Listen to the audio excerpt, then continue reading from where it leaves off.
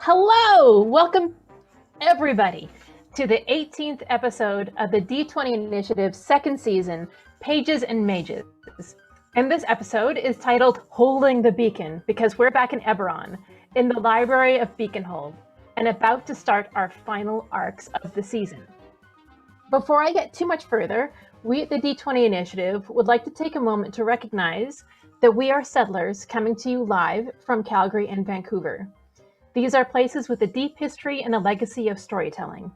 In the spirit of respect, truth, and reconciliation, we honor and acknowledge that we are telling stories in the traditional territories of the Blackfoot people, the Nakota people of the Stoney Nation, the Beaver people of the Tsuut'ina Nation, and the Métis Nation of Alberta, Region 3, and all people who make their homes in the Treaty 7 territory of Southern Alberta, as well as the traditional, ancestral, and unceded territory of the Coast Salish peoples. Now let me introduce you to your team of adventurers. Your heroic players are Lilli Zrill Zrynsis, played by Sarah Bannister. Yay! Kyler Bibtek, played by Griffin Cork. There he is. Ripley Creed, played by Calvin DiSilva. And Titta and Amakiir, played by Curt McCkinstry. Kevin Cork is our dungeon master tonight, and we've got Emma Brager on sound, and my name is Jen. I'll be your MC for the evening. So now returning viewers know what is about to go down, but in case this is your first time, there will be times when we want you, the audience, to tell the story with us and have your hand in altering the very fate of our party. As we mentioned in the chat, this world is lousy with errant magic, and sometimes that magic affects our adventurers. So we need 4 players from the audience to represent that chaos. If you are interested in volunteering, type me or I will in the chat. And I know at least one person already has, but now I'm looking at my camera and not at the chat at the moment. But I will respect you real soon. Okay, so twisting our players' destinies is very simple to do. As a volunteer, all you have to do is choose the right moment and type squeak in the chat. And this is a little callback to our roots at Dickens. Back when we could gather in person because we handed out actual small rubber chickens for this moment, and you would squeak it. And we really miss you, Dickens. So keep in mind, you can only squeak a maximum of 2 times tonight, once in each act. For the first act, our all-knowing DM Kevin will let the audience know when squeaks can come into play. In the second act, it's all fair game. Your first squeak will trigger an entirely random effect. After the break, in the second act, your squeak will trigger the same effect as before, so you can be strategic. Squeak at the most inappropriate time and let's see the players scramble to make it work. It's hilarious! Or, you could actually try to help them out. Sure, why not? I should also mention, not only are we granting you immense power over our players, but each night, one of our volunteers will be randomly chosen to win a mini from our awesome partnership with Yeti Minis, who is from Calgary. So tonight's mini is going to be a goat, sort of a ram creature. DM Kevin has chosen that, and he's actually said that he's not sure whether it's going to be the undead ram or not. Dun, dun, dun. But the ram is going to be fine. Something bad will happen. So you can head over to YetiMinis.com, take a look at the awesome work they do. And I know you're also going to want your own real or undead goat or ram. I will announce the winner at the end of the show. Again, let me know in the chat if you'd like to volunteer. And speaking of the chat, get in there. I will be chatting with folks all night, so it's better if you actually all chat instead of it just being me. If you are new and have comments or questions, please ask. As long as you're not going to be one of those rules lawyers or harass us in any way, refrain from such comments. We greatly encourage interacting, live tweeting with our hashtags, Pages and Mages and D20 Initiative. And you can also find us on Facebook, Twitter, Instagram, Twitch, and YouTube, or on our email, which is d20initiativeyyc@gmail.com. But guess what? We also have a website now. Yay! It is, as you might expect, we got the domain www.d20initiative.com. Candlekeep.com. Believe it or not, we have been asked before. I mean, I have a hard time believing it if I hadn't seen it happen. If it's possible to donate to support us, you can now. On the website, you will find a lovely donate button that will bring you to our Ko-Fi account. Okay, so now I will actually look at the chat to see if we have some volunteers. Yay! We have Cytokinesis. Nice name. Who will squeak for Zrill? Yay! Welcome to the team. We have Salix the Sea Witch. Yay! It's a sick name. That's an awesome name. Who will squeak for Kyler? Yeah. I wanted the Sea Witch. Sea Witch and the Wizard. Oh, and we have just now a wild squeak appears from Jason Memo. Nice. Uh-oh. Who will squeak for Ripley. And Excellent. Danger. I will squeak for Ant until we have another brave volunteer. Yes. Oh, MacGyver, there you are. Oh, sweet. Look at you. Who will squeak for Ant? All right. Yeah, buddy. Always count on MacGyver. Yep. Let's do it. All right. So just so y'all can remember, Cytokinesis, you are squeaking for Zrill. Salix the Sea Witch for Kyler. Jason for Ripley. And MacGyver for Ant.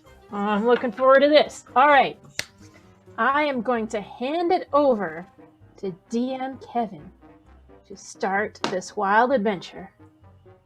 Onward, heroes! You. Thank you, MC Chen. Yes. You can pick up her shirts in the lobby. I want one of those shirts. Welcome, everybody, back to Beaconhold. We have had a tumultuous time. The last time we were here, we have the heroes had just spent the previous sessions fighting and running and working to try to save the city, to stop the explosions, to stop the chaos that was happening all around as as symbols appeared and disappeared. If you remember, what was happening was the heroes had to find the building that was set to explode. If they were there, if they got there in time, their bookmark managed to absorb the energy. They then themselves had to make a Constitution saving throw, but assuming they made that, they absorbed the energy, they were reinvigorated, and they saved that particular building. At the very end of the last session, what happened was we ended up being surprised.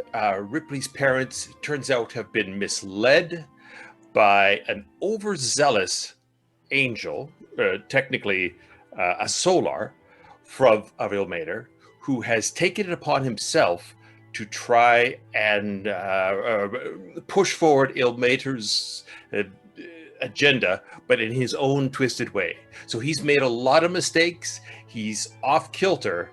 But what happened in the end of the last episode is that we saw Ripley's mother and father sacrifice themselves for what they believed was the good of mankind.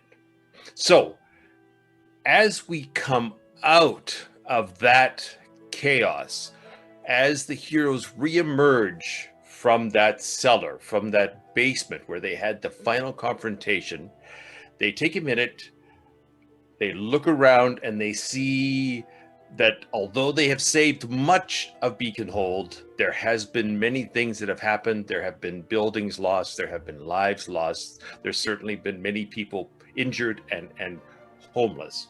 So what we're going to do, players, what we're going to do is we're going to have effectively some downtime. So this is a D&D term for when characters are not exactly on an adventure. Some of the things that they're doing in their time, just living their regular D&D fantasy character lives. So I'm going to use this opportunity to talk about what each of you want to do during that week of downtime. What's also going to happen is that each of you have also gained a level from your various past experiences. So we'll get everybody to reintroduce themselves just briefly, talk about what they're going to be doing during their downtime, and also talk about what your character can now do that they've achieved this next 7th level. Now, do you guys have any questions for me about that before we sort of pick off each one of you? Are we talking like official downtime activities, or do you just want like nice flavor story things? I'll let you choose that, my darling rules lawyer. Kyler, you can... How dare you? I would never. I would never. All right. No, I don't want you guys to feel constrained by the official downtime. It would be time that you were spent in reflection and in study or in shopping, however you want to spend it. Yeah, shopping. I'm just saying that I want you to say that Beaconhold is your oyster. Well, there are a lot of pretty cool shops here in Beaconhold. Right, and these are new to you. It's true. They're brand new shops. So, why don't we start with you? How do you spend this week now? So you've just come out of this destroyed tunnels. There's that big open pit. All of the ace that were busily mechanically, they've all recovered. Well, most of them have recovered.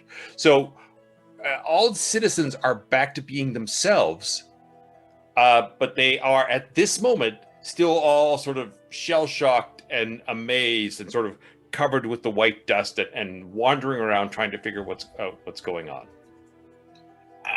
Okay, well, over the next week, seeing the carnage and the destruction and the pain and suffering that's happened here in Beaconhold, I resort to the only thing that I know that gives me comfort and the ability to tackle said problems is to immerse myself in books. So I head to the library at Beaconhold and start sticking my nose in some of the old tomes of Beaconhold that wouldn't readily be available to us over in Candlekeep. And I'm just like floored by the number of texts and tomes that are there that I've never seen before, even heard of before. And one particular book strikes my fancy, and it talks about the manipulation of and different forms of acid and how to like manipulate it and craft it and move it about. And in the process... Are you Breaking Bad right now? Is that what you're doing? You're Breaking Bad? Yeah, not that kind of crystal acid. meth. Yeah, that's right. Yeah, well, I'm sure that kind of acid probably exists in Beaconhold, but I'm talking about the stuff that would probably be in your battery or would burn your skin. Oh, I see. Yeah, nasty stuff. Hardcore. Hurling about. And in the process, I come across a particular tome that teaches me how to actually create sort of an orb of this of acid that can explode anytime I want, and I find that to be exceptionally interesting and could be of great use. All right. Fire was cool, but acid is just so much more cool. There's definitely our next shirt right there.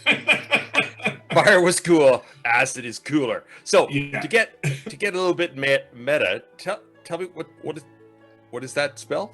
Sure, the spell is called Vitriolic Sphere. Oh. Yeah, and so basically I create a ball of emerald acid that streaks across and explodes in a 20-foot radius. All right. Can we at least have it so that you make it in a bathtub? Can you do that for me at least? In a bathtub? Well, sure. Yeah. Okay. I'll prepare it before we set out. Okay, We're good. slowly teaching our viewers how much Kevin knows about making homemade acid. Yeah. That's right. Excellent. So basically, just to sort of summarize and not and correct me if I'm wrong. Oops, correct me if I'm wrong. The idea is you're going to spend the time sort of exploring a lot of these books that aren't available on your world. And one of the things you do is you come across or you discover this vitriolic sphere. Yes. And I start playing around with it and becoming more adept and successful at wielding that particular magic. All right. And just so our viewers have that in mind, you are now a 7th level sorcerer. Correct. Yes. Excellent. Thank you. Mhm. Zrill. Hi. Well, it was pretty, it's been a lot that's been going on. So I as soon as we kind of get a bit of a break, I go and I write some letters to Rosette, and I try to get Ptolemy to send them through the portal, so they can get to the right universe, so my wife can read them.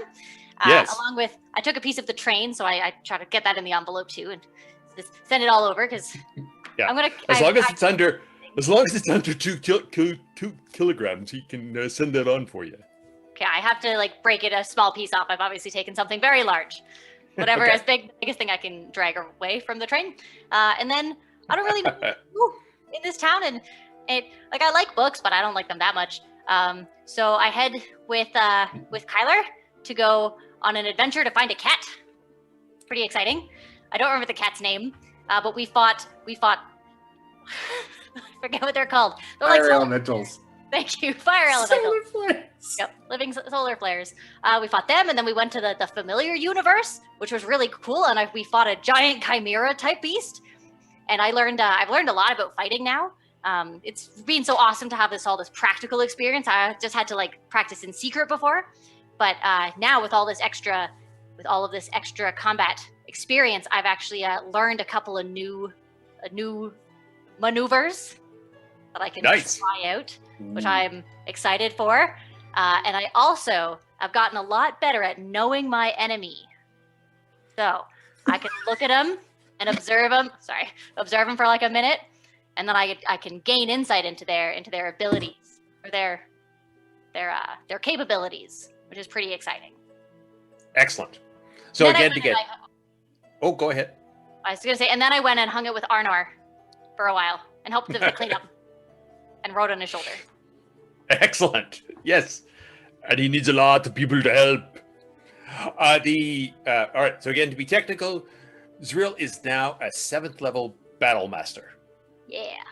and has new maneuvers and the ability to determine a quality of the enemy that you're facing or the person that you're facing. Know your Who enemy. needs an encyclopedia of monsters when we have Zrill around? I just look at him, as long as it's for a minute. I know you. Time out. Time out. Yeah. Right.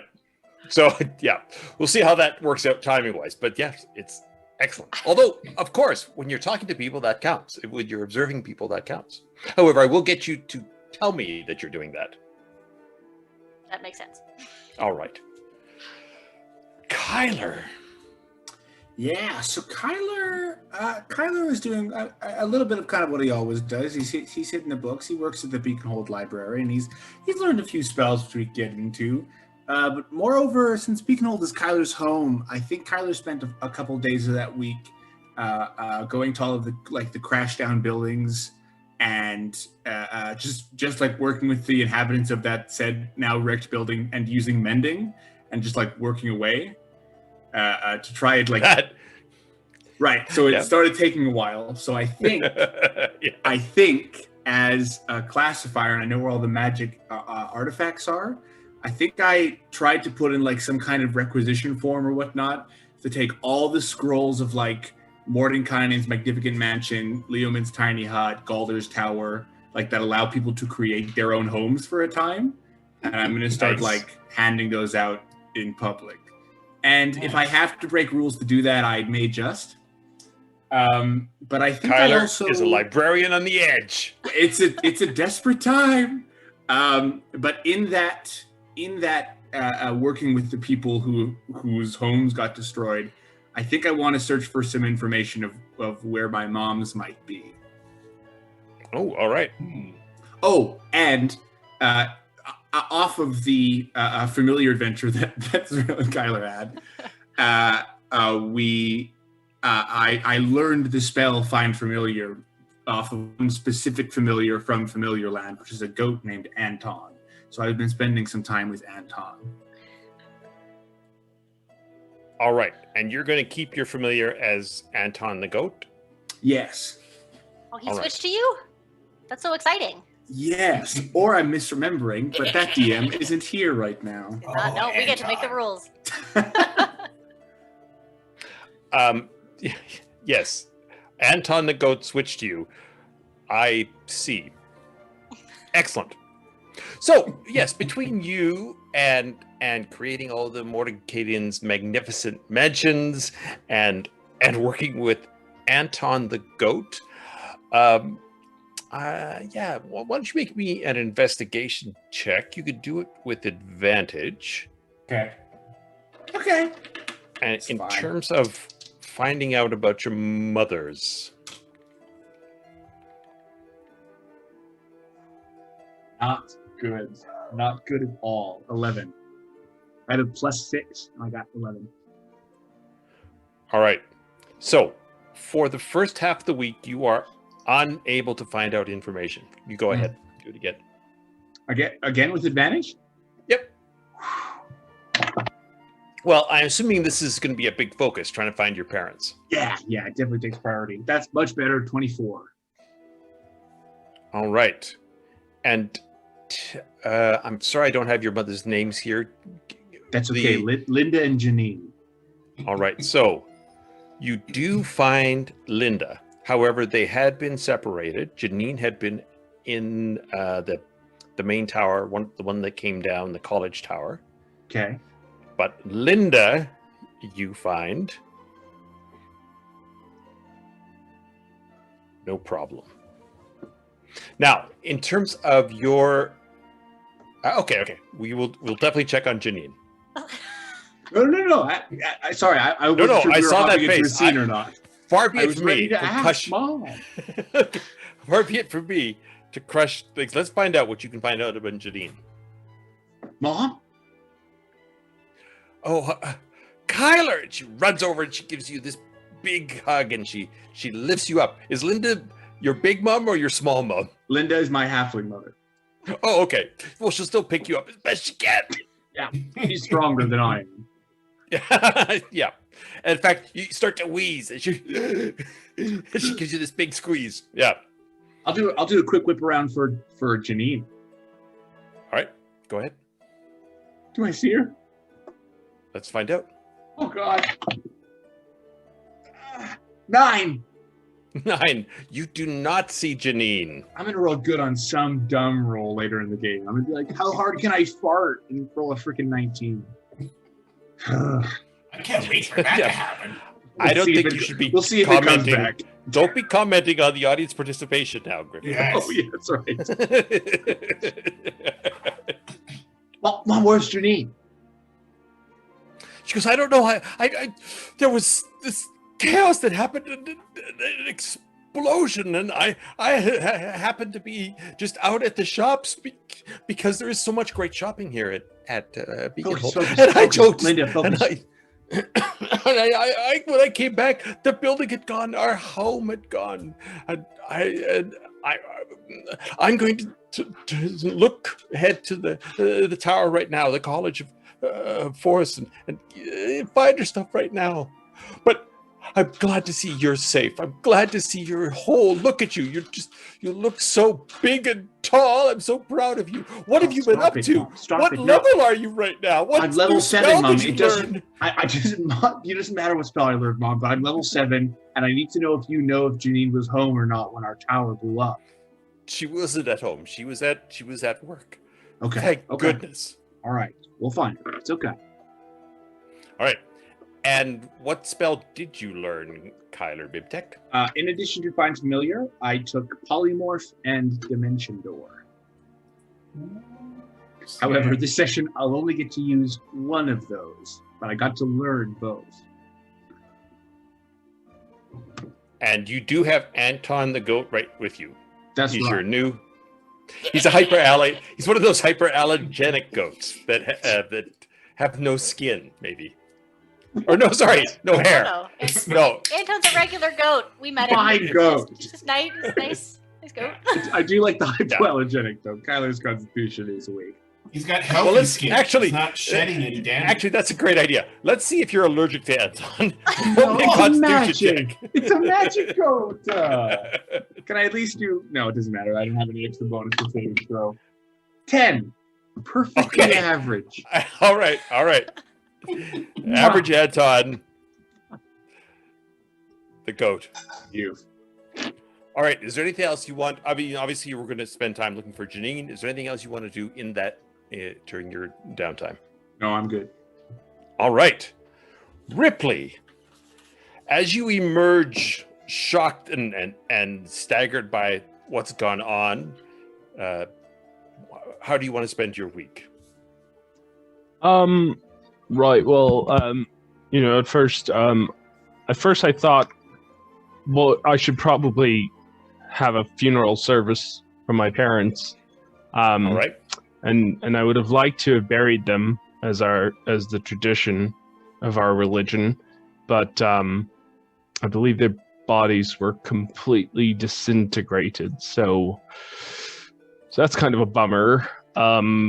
Instead, I just kind of had a small ceremony with our small with your village? small camp. Yeah, our small camp here in Beaconhold. Right. And then Ripley. I kind of needed to take some time to retreat and to think things out. So I went back to Crona Peak, which is where my monastery is, the Defenders of Perpetual Sacrifice. And while I was there, I met my old friend Lorien, who's a great monk friend of mine, and who I hadn't seen since the solstice. Kind of caught up with him, see how he's doing. And asked around a little bit about any sort of corruption that he's aware of within the Church of Ilmater, and he didn't seem to know enough about it, but he did kind of help me through the week, and we trained together a bit. He taught me a few spells, so I know Death Ward now, which is helpful. It'll help me prevent people from dying. That would be that's kind of a plus. Right. Yeah, and then he also taught me Guardian of Faith. So I now have an archangel that actually watches over me that I can call upon. His name's Sarakiel.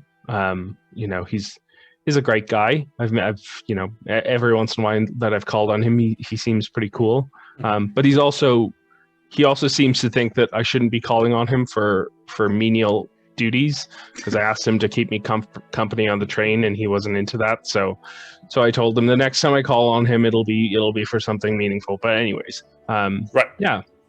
I mean, he's not average Anton. Hey, no, nobody's average Anton.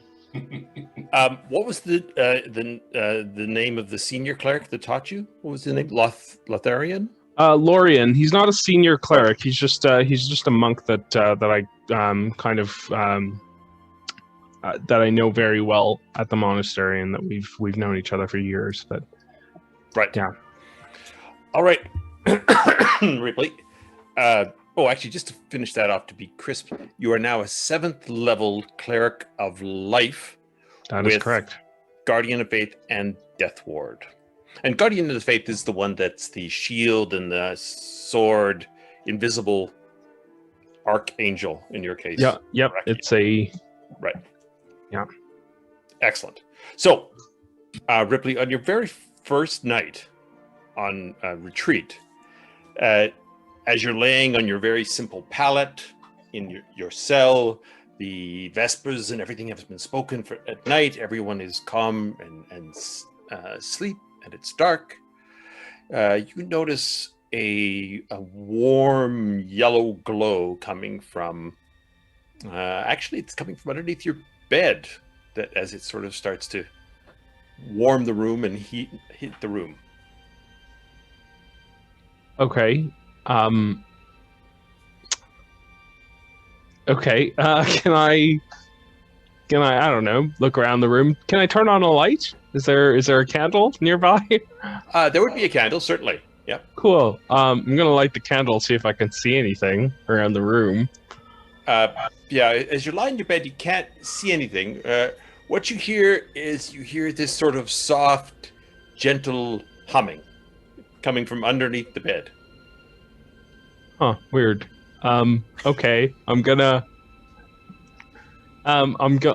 to take the candle and shine it under the bed. All right. See if I notice anything. You see a short halfling-like creature with a long beard and a green hat and a big buckle, and he's got this big jug of like corn whiskey on his chest. Now he is glowing in a very angelic way, but he is obviously if he wasn't an angelic creature, you would assume that he is passed out from drinking too much. And he's lying, snoring in a low kind of rumbling hum as he's lying asleep under your bed. I kind of nudge him a little bit with my, I don't know. All right. I nudge him a little bit, and I'm like, hey, buddy, is everything okay? And he sort of jumps and he smacks his head up on the top of your, underneath the bottom of your bed, and he kind of rubs his eyes, and he comes out and he scratches himself long and slow, long and good, and he says, "Oh, Ripley, there you are. I've been waiting all day for you. I've been sitting here. I was bored. I couldn't go anywhere. Myrtle said to me, 'Oh, McCracken, you got to go talk to Ripley.' And I thought to myself, why should I spend my day lying under the bed? That's why I took the risky. But keep quiet." And he sort of crawls out and he stands up and he's like 2.5 feet tall.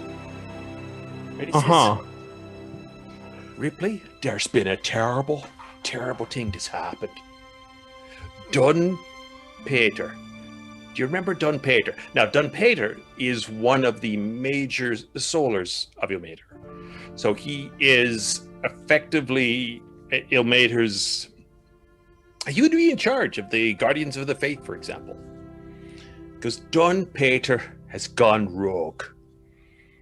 You know he's always been a bit overzealous. If you lead back in the text, they've always talked about how Dun Peter did this and Dun Peter did that, and he always gets all the headlines. Never mind about all of the things that I've done under the table or under the bed, as they say. I have had... anyway, I don't want to talk about me. Well, let's... enough about me. Let's talk about you. Well, hang on here. Maybe just a little bit more about you. Who exactly are you? You don't remember me either. Oh, me poor mother. If I had a mother, her heart would be breaking right now. You don't remember, but way back when you first arrived at Beaconhold, I appeared before you. I gave you the prophecy about... Okay, well, I can't remember exactly what the prophecy was. That was a long time ago, and I've had lots of things to do in between. But I will tell you this, we met before. We was up in the library. I gave you the thing. I told you to seek out that druid, the strange book druid. I can't remember her name either. She's about yay tall. She's elvish. Oh, Paige. Right. Yeah. No, I don't think that was it. It was like... Okay. It was like Brager or something. Anyway, listen, here's the thing. I need you to defend Beaconhold. But I need you to defend it not from evil without, but from Dun Peter, who has gone rogue and is going to be taking up loads of trouble, creating loads of hassle for you and your young earnest friends. And that flying cat that you have, or the one you met, I forget his name. The big guy. He's handsome. He has an amazing voice. Oh, the Sphinx. I see. The Sphinx. Yes. That's right. That's him. Okay. So hang on. Let me get this straight. Certainly. I'll have a drink. There's Yeah, do you want a drink of this? there's some kind of rogue. Do you want a drink of this? I don't offer lightly. Sorry. Well, okay. It's just you're just waving a strange vial in front of me, and there's a lot of smoke coming out of it. But the smoke is a good thing. okay. I grew it in my bathtub. All right. You know what? We a corporation. Okay. Sure. Whatever. I'll take a small, like the tiniest of sips, and I kind of.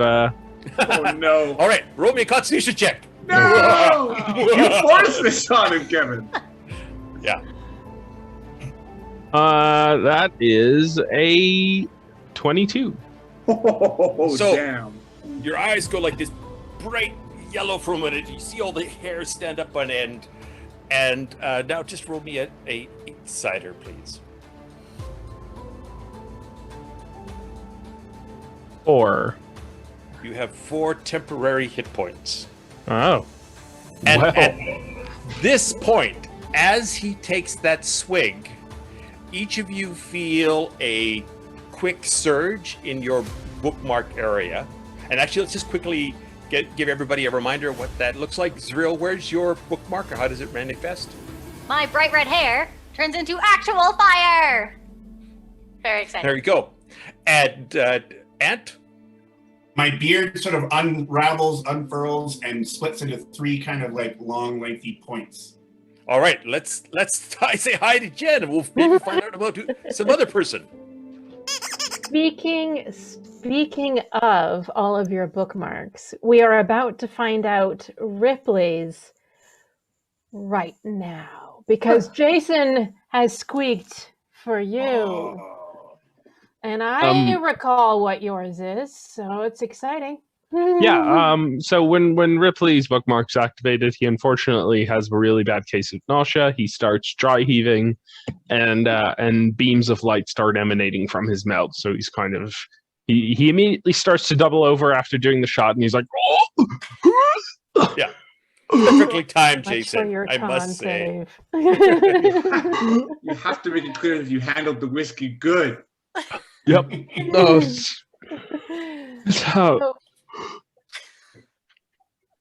Find out okay. what happens to you, so we need to roll a d20. That's a 19. All right. 19. So as you double over, you look down at your non-dominant arm, thankfully, and it transforms into a magical wooden and magical woman. Right? Magical woman. No, but this is also something that I think McCracken might understand. It is a wooden shillelagh. Oh, shillelagh. Okay. So as you're bent over coughing, McCracken hands you his walking stick, and as you pick it up, it starts to change your arm around, and pretty soon you have this long noble shillelagh that is a magical weapon on the end of your arm now. He goes, "Whoa, now that looks grand, doesn't it? Looks great." I think What? it's a change. What in the world? Yeah, I can't help it. Shillelagh is Scottish. We've shifted. This is Beaconhold. These are divas you're talking to, buddy. They can use a Scottish Irish accent if they want to. Mike. Oh, sorry. What in the world did you do to me? And Don't how worry. did it manage to affect my friends who are miles and miles away? Well, with each of you, I got a chance to talk about ants unfurling, but I just wanted to get a quick side note about Kyler. I think we skipped Kyler. What happened? It's just freckles around my lungs. They light up. Okay, way to undersell it. All right. There's a scene going on. Yeah. And he says, "Oh no, this will help you. This is very important." Now we're going to jump over to a different accent. This is different content. I am a traveling Wilbury, all right? I go many areas. Like the band. Yeah, like a band. So the shillelagh is effectively, it becomes a magical weapon. So you will now get 2 attacks for any sort of ongoing stuff. Oh dear, did we lose Ripley? Or is he just stunned? Look at that face. He's so amazed and enjoyed. No. All right. Well, I'll explain more when we have him back. So what is happening now is as each one of you feel the bookmark surge through you. Welcome back, Ripley. As you feel the mark surge through you, off in the distance, actually fairly close to where Ripley's currently at the monastery,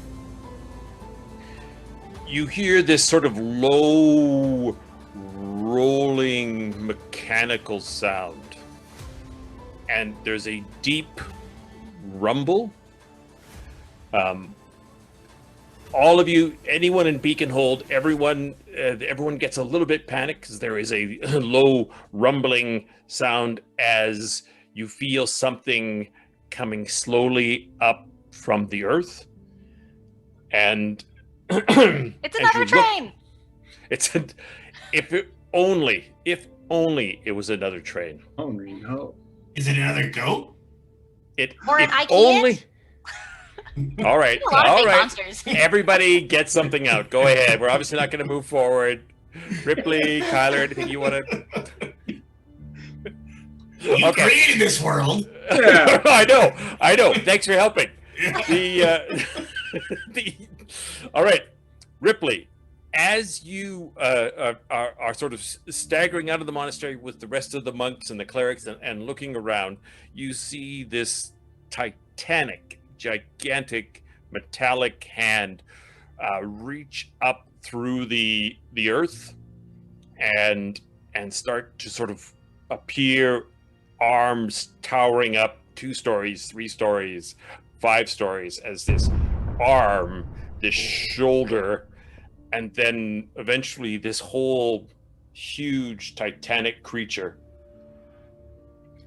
starts to pull itself up out of beneath the ground and tower above you. And you see this creature that's probably 120 feet in the air. And at this moment, as it sort of lets out this reverberating sort of foghorn sound that rolls across the countryside, Zrill,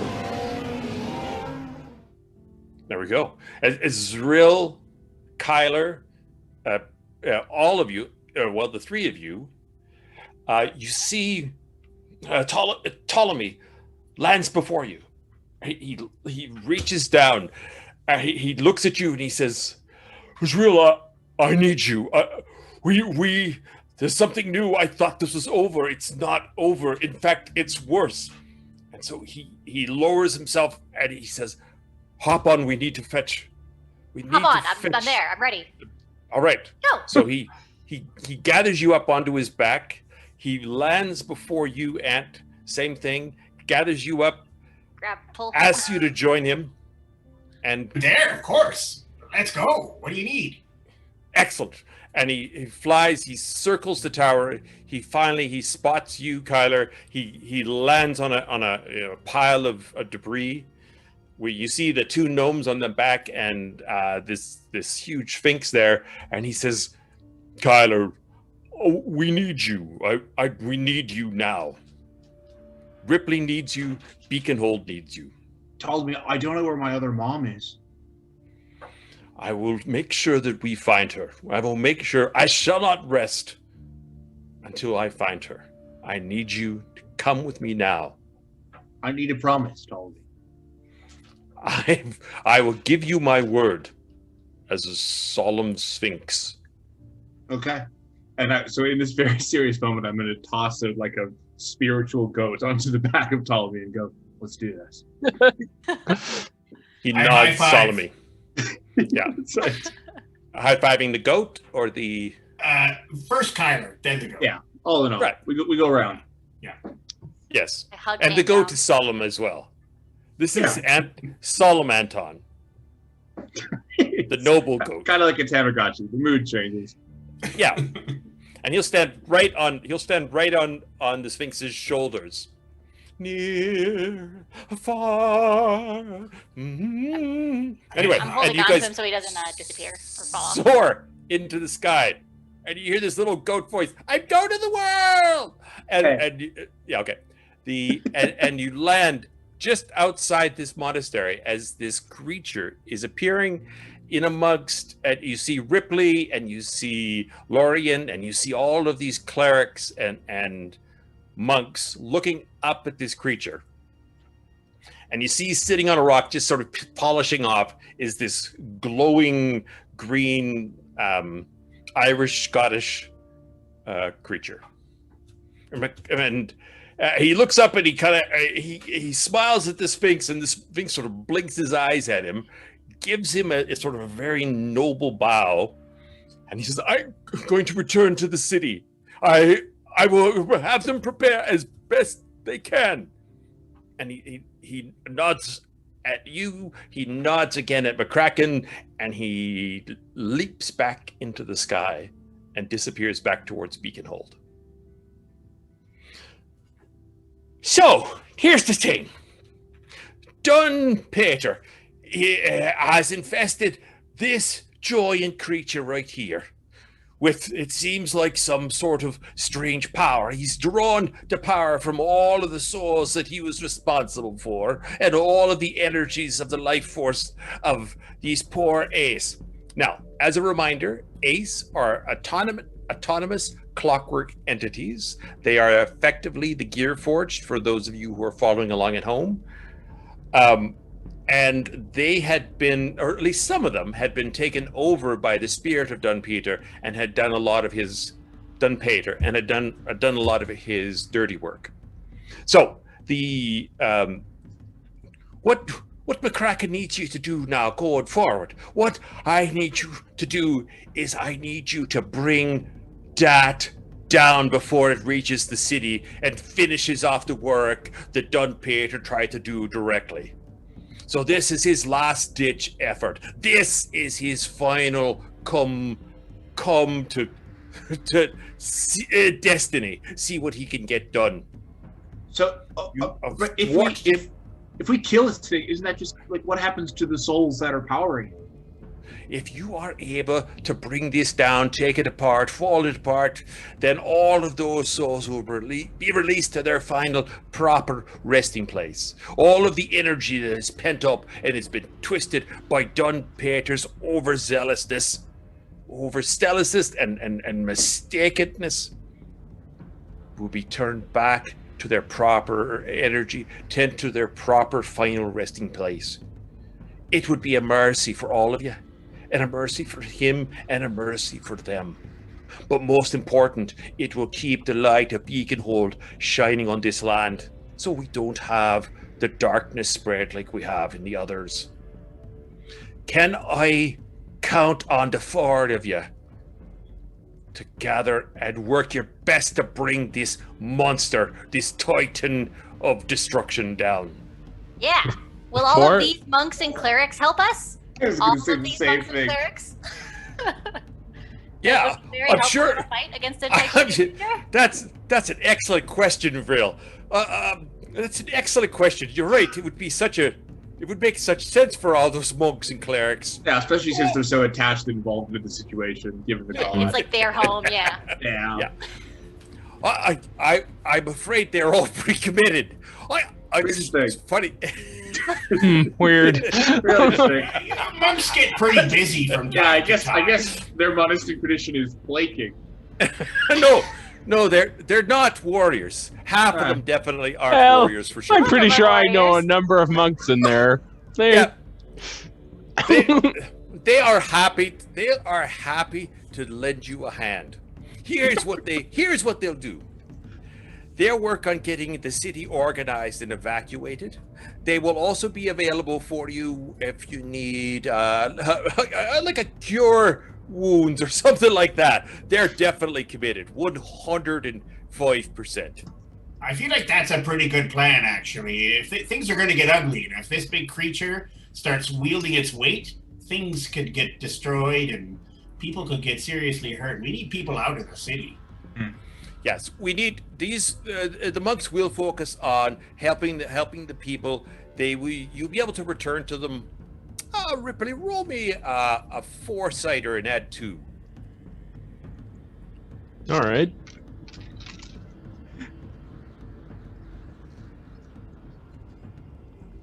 That's 6. Oh no! All right. So you could return to the monks as they are battling, and you can ask for 6th levels of clerical spells. Whoa! So that's Oh. healing, that's restoration, that sort of thing. Over the next, while you're doing the battle, of course. So they will be available for you with 6 extra curative spells. Non-combat, I'm afraid, but anything you need to rejuvenate and restore yourselves. How's that? Is that a fair incorporation of Zrill's insightful and yet somewhat unanticipated observations? Zrill spends a minute looking at the DM to figure out his capabilities. Oh, that's right. No, your enemy. I walk over to Ripley and I reach into my backpack and I pull out a tome that I discovered while I was sifting through the library, and I hand it to him and I said, your spells are great, but what you need at the heart of them is confidence and trust. And I hand the book over and I say, when times are dark, sometimes we need a reminder of what we hold true. And it's a book on ill-mater and the mercy of an ill-mater. Oh, and Hi. Oh. when that happens, all of a sudden, And then TJ explodes. Just as Ant reaches for this tome and speaks these wonderful words, you feel the magic flare in your bookmark, and you suffer some errant magic. Could you please? Yes, I That rolled. corn whiskey. I rolled a 3. All right, let's see. Oh, be good. You feel, just as your weight starts to shift, your feet are quite heavy. They feel like cinder blocks. Oh. Onward, heroes. Ha Uh, ha ha. as I step forward with the book, I kind of like and trip forward as the weight of like these stone cinder blocks on my feet trip me up. so you feel the weight of this book suddenly become tremendously heavy, and on this next step, I need all 3 of you to roll me a dexterity saving throw, please. Oh no. Oh dear. Okay. Zrill. 19. Oh! I recognize this. This has happened to me. Mhm. Oh yeah. This is going to be a theme, I can tell. All right, Kyler. 12. 12. You are also staggered, but you also stay on your feet. Yeah, I think I've been in a game where Ant's gotten this. I think it was Zrill that got it. I got it. Oh, Yeah. right. And Ripley? Leave it somewhere. 11. You are also staggered. But you know what? Let's see what happens. Okay. So as this wave reverberates through the ground, you see several of the monks and clerics tip over, and you see this titanic creature also start to sort of slowly flail its arms and tilts backwards and crashes down to the ground. Go now! How far is this thing away from us? I tell you, that book yeah. shook me to the core too when I I found it. can't believe this Yeah. happened! So everybody now, also afraid I'll have to get you to do another one as this Oh, titanic boy. thing falls Right. down to the ground. You know what? That makes sense. A Constitution saving throw, you said? To Dex. That's a nat 20. Nice. Tyler saw this thing fall and just just popped. Yeah, but 21 for me. I was really excited about my first successful jump. I rolled a 1, so I have a 4. Or a 1. Right. Okay, and Ripley? Excited. I rolled a 15. All right, so the three of you are fine. You see Zrill sort of dancing around, sort of showing off her new skills and things, and all of a sudden she just tips face forward. Oh no, she'll tip backwards as well. She'll tip backwards and just hit the ground. However, this Zrill, you'll have no problem standing up. You can get going. This thing is about, I would say it's about 80 feet away. And you can see that it is slowly starting to get up. All right. Now, what you're seeing is obviously the bottom of its feet. Now, as you get, well, assuming you're moving up towards, as you get to it, you see that it is assembled from parts of creatures, not just ace. It also is made of bone and wood and looks like structures, cinder blocks, all metallic. There is all sorts of things happening inside it. So you guys will sort of have to choose. Do you want to run towards the sort of left leg or left foot or the right foot? Can we go to the head? Sorry. Yep. I just want to know, can I run? With your cinder block. Guys. I think the cinder blocks go away once you make the earthquake. Is that true? I don't know. So. I hope so. Maybe it's not. Yeah.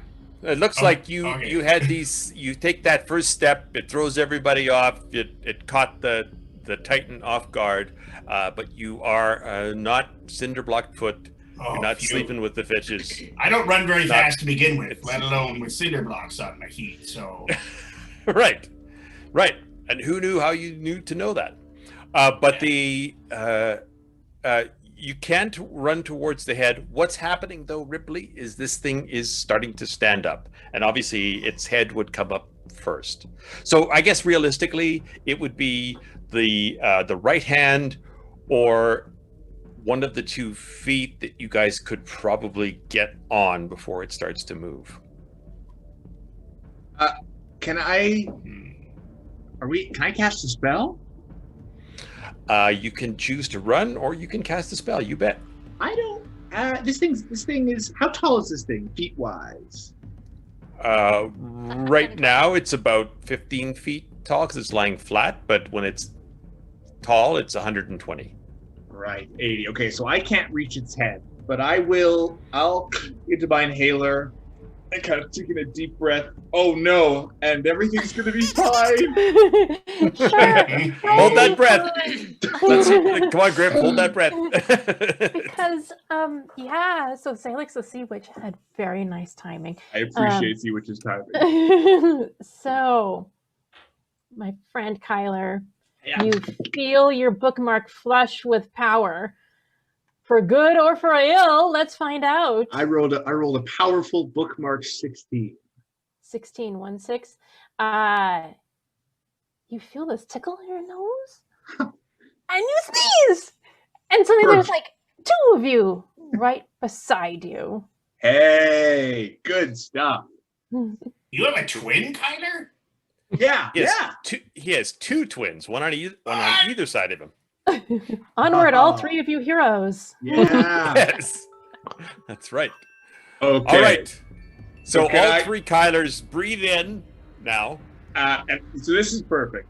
So I'm gonna let go the sneeze and the cough, and the 3 Kylers are gonna contribute what they cough out into one thing, and I'm gonna cast a fireball, kind of just straight at this thing, like right out of the gate. I wanted to hit its face, but it's too far, so I'm gonna hit like its chest. All right. Or Excellent. Did you say fireball or firebolt? Fireball. Ball. Oh. I have great respect. This thing needs to make me a dex save. And you can decide, Kevin, how dexterous this big construct is on, getting up, whatever. I would say it's at disadvantage. So to be fair, I did look up if it's at disadvantage when it's prone, and it's technically not. I just want to be fair. Right, but it doesn't know to dodge your fireball. I love doesn't it. even seen you. It is just trying to stand up and get towards that flaming tower that is Beaconhold. And it gets a 14 as its worst roll. 14 does save. All right. So I will only take half of this. Ooh, but it's a good amount. 1 second, everybody.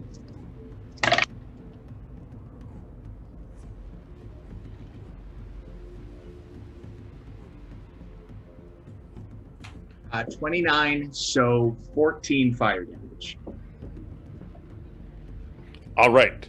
So the this thing of fire sort of laces over its chest, and you see that there's bones and some wood, and things start to catch fire on its chest, and it's kind of lower down with this huge sort of monstrous hand. It sort of whoops and pats that out, and you see that there's a small crevice that has now been burnt in the sort of rib cage of this creature as it continues to stand. Are we in initiative or? Well, sure. Let's get. Actually, you know what? I'll give you all another round. Whether you want to run towards it or launch an attack towards it. Well, I mean, I sort of like honor Kyler's fireball. Fire is cool, better, but acid is cooler. And I point at it. And is now really the time? We have to stay focused. Is that a new hashtag? I've been itching to try this out. I've been microdosing this whole time. Yeah, that's right. So focused. So focused. It needs to give me a dexterity saving throw. DC 16. And what's the range of your spell? The range is 150 feet. Ooh, all right. So where do you want to blast it? Do you want to blast it at its feet?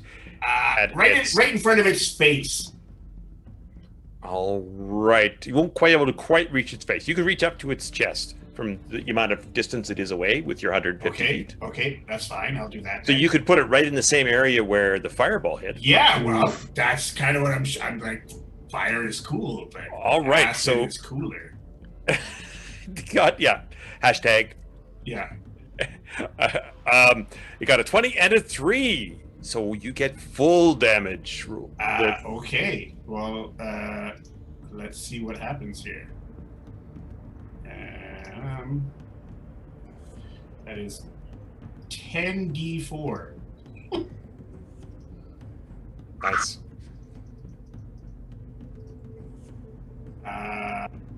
That would be.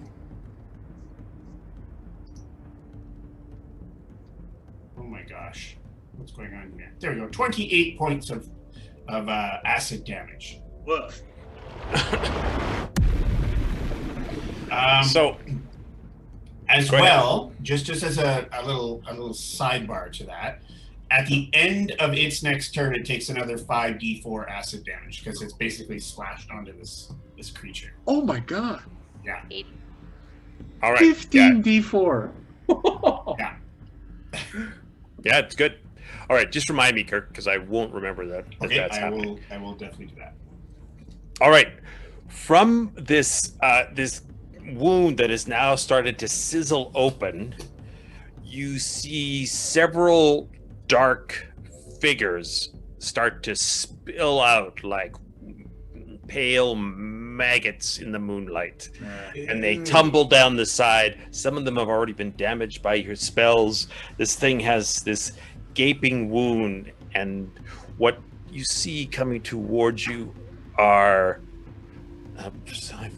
5 shambling, low, smelly, undead creatures. Oh, it's a Pater Trojan horse. and they are all coming towards you as this thing slowly rises to its feet and stands over you. And we will go to break right now. Okay, we have to remember that Zrill and Ripley still haven't get an action if they want to do it. Oh, yes, we do. We'll do a break. We will get that action in. So that is what you see, Zrill. So you see, and this would be, they're like 60 feet from you now.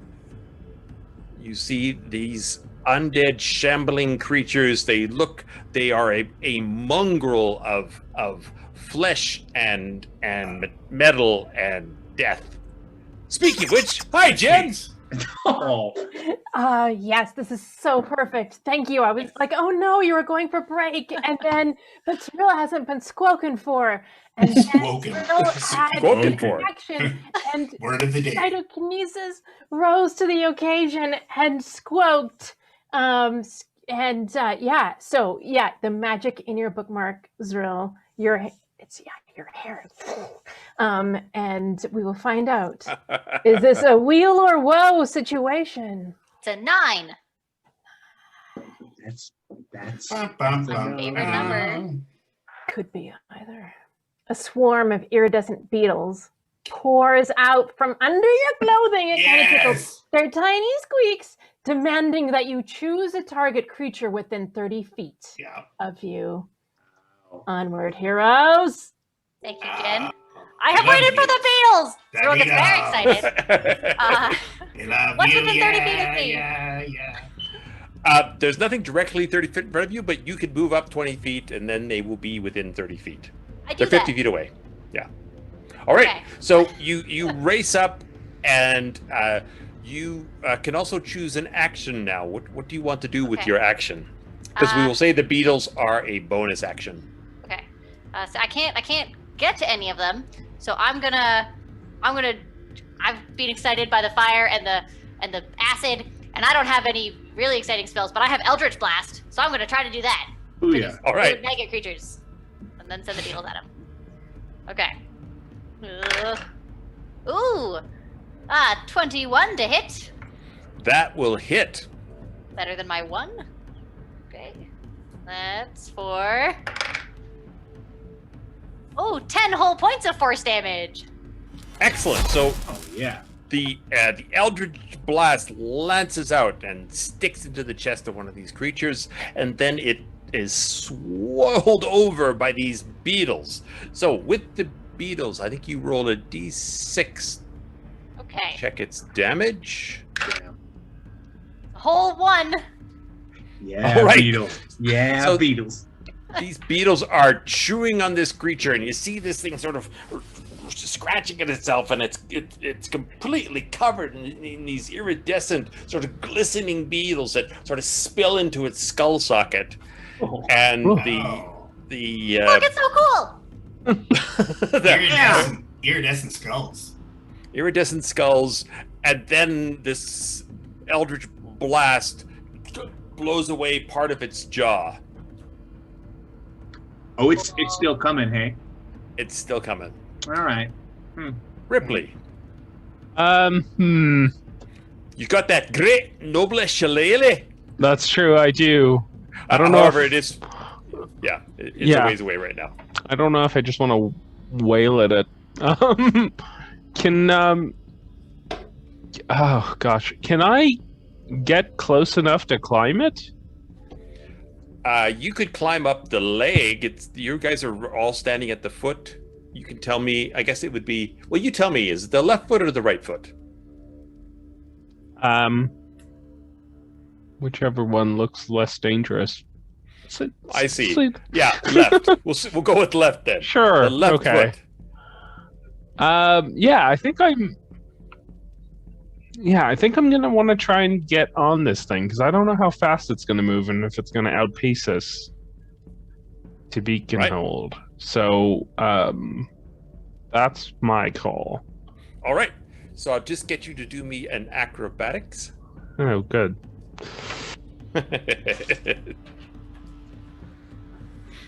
Oh, that's a 5.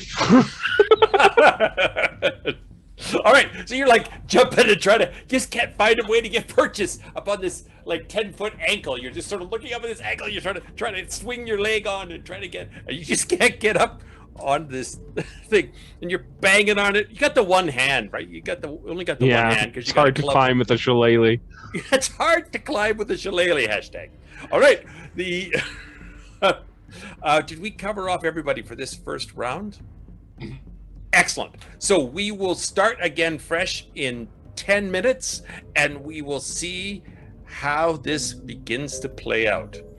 As we do, I can tell you that there will be a door on the foot that you will see start to swing open. And we'll go into break from there. Something's coming out, though. Or mega We're people. going in. Hopefully. Better than mega people. Who knows? All we do know is that is all for Act 1. I'm curious to see where... Anyway, grab yourself some popcorn. Traditional to say, if beetles have been rolled, that you can find yourself some beetle popcorn. Check out Yeti Minis. Check out our new website, D20Initiative.com. We're going to take a 10-minute break, and we will see you right here for Act 2 for another round of squeakage and adventure. Onward, heroes. Beetlejuice.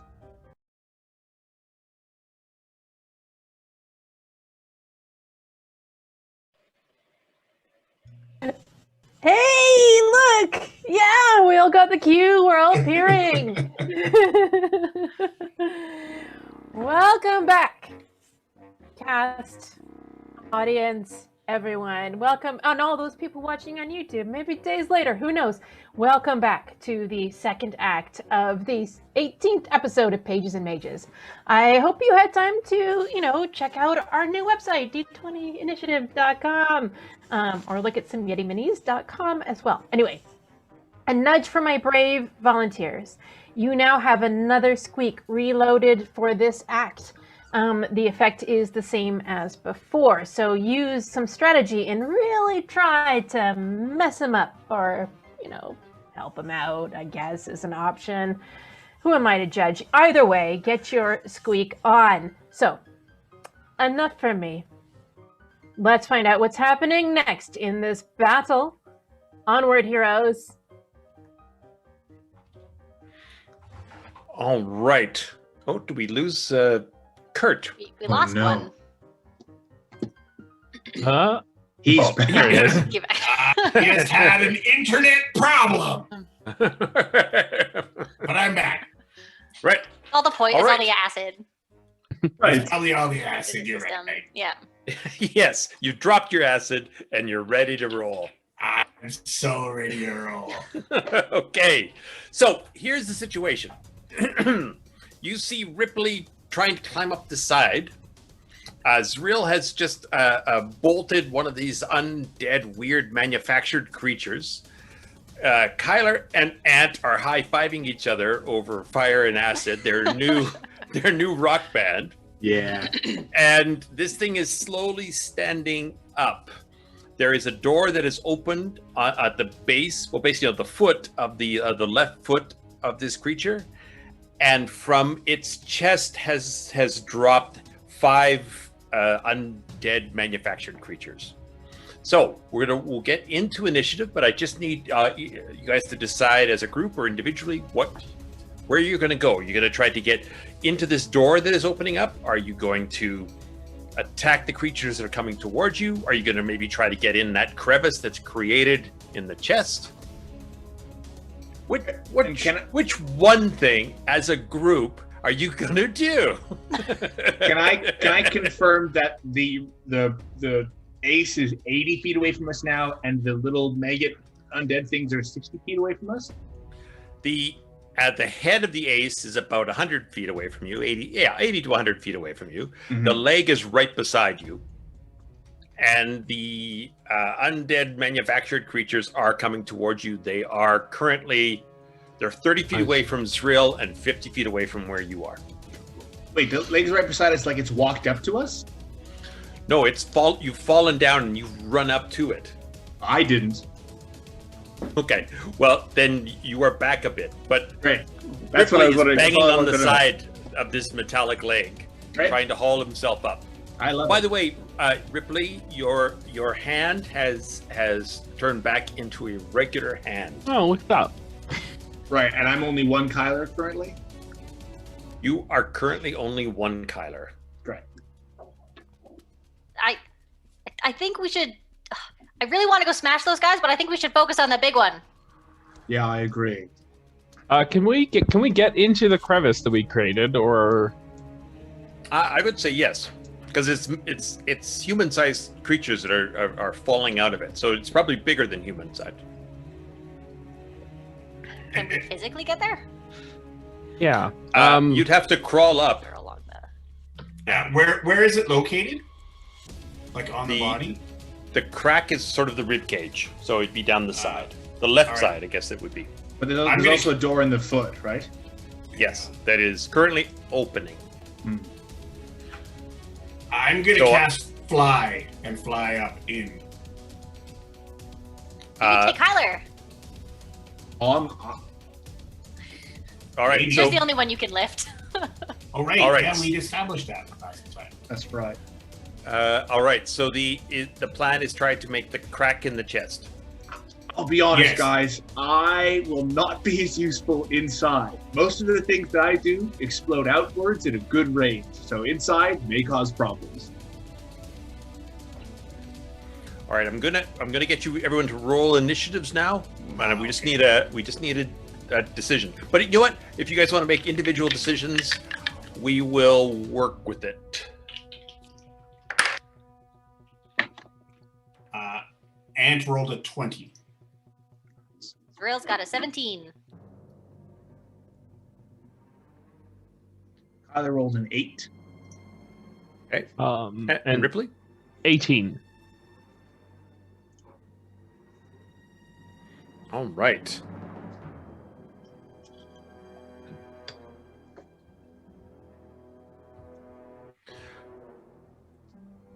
All right. So the Titan actually goes first and is slowly standing. Now, from this door that opens, you see 2 or 3 tiny little pyramid-shaped creatures with little tiny wings, like ridiculously small wings, and these long spindly arms. And they fly out, and you see them gather up bits of broken bone and metal and machinery and bodies and things from the chaos that is here, and disappear back into the foot, and the door swings shut as this Titan rises up, hands planted, and then rises up again. We are at whoever rolled 20. Ant. That would be me. So I'm going to cast fly, and I'm going to fly. Let's see how far I can go. Now, So I can fly up to 60 feet. you probably won't be able to get into the crack because it is now being lifted 80 feet above you as this thing rises up. Right. Well, I'll try to get as close as I can to it. All right. So you guys see this. You see Ant flying up towards the crack. I guess if you dash fly, is that a thing? You had to cast the spell. Oh yeah, you have to cast the spell. So you are Yeah. you're 60 feet up. Yeah. All right. So Ed, you see the other ones are left behind on the ground as you descend ascend towards the crack, the crevice. I'll be back. I'm going to have a look. Love it. All right. Ripley. Gosh. So is it back on its feet, or? Yeah, it's effectively standing up. Yes. Bummer. Okay. I mean, you know what? It's still in the process of standing. It's a monstrous thing, so it's going to take a minute to, do that. Well, I want to hear Ant's reconnaissance. So, maybe I'll just try and clear the way to the leg by taking out some of these naggity creature fellas. Yeah, these strange amalgams of flesh and metal. Yeah. So Think I'm going- undead Borg. How about that? Oh, lovely. Okay.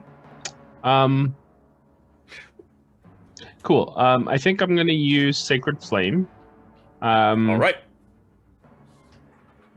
So they need to make a dexterity saving throw.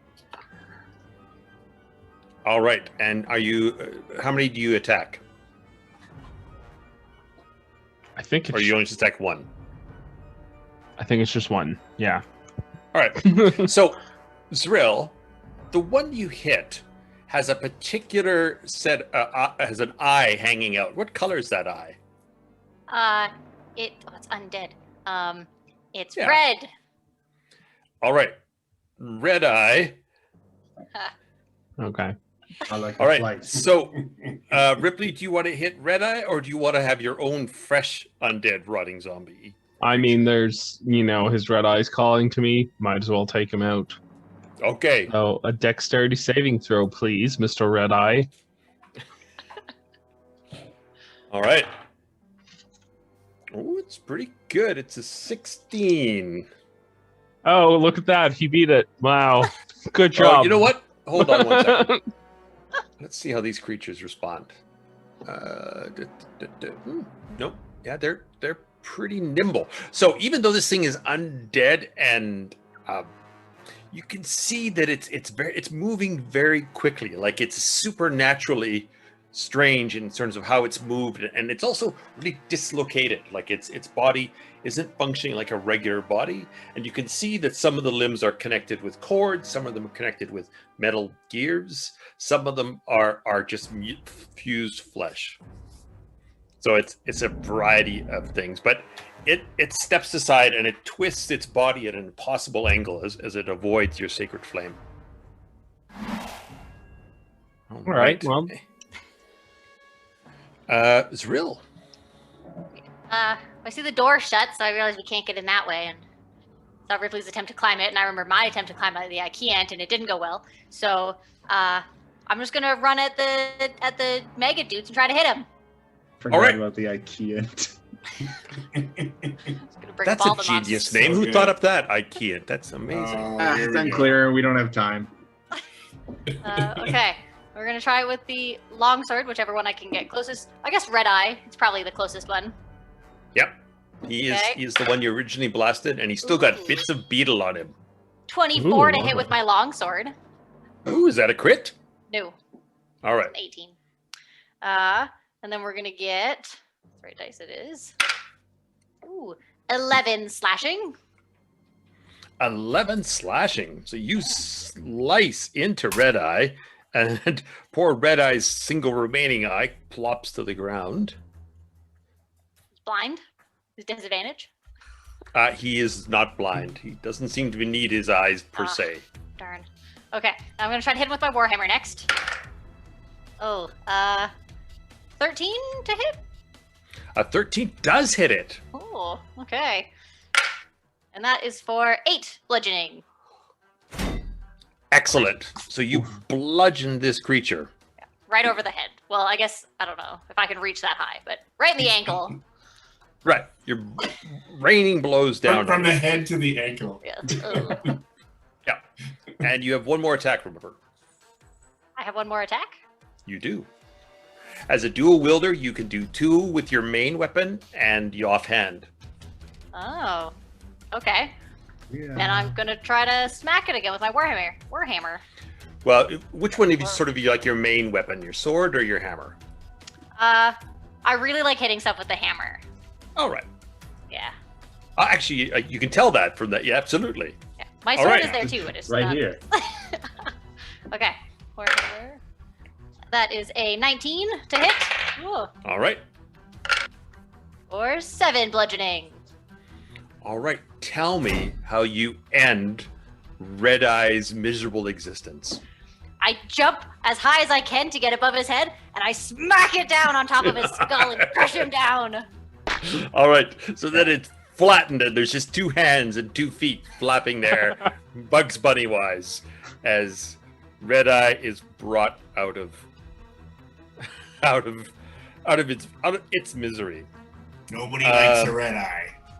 All right, so we have now one other creature that starts. You feel this cold, clammy claw on the back of your neck as you're paddling this one into pancake, and it.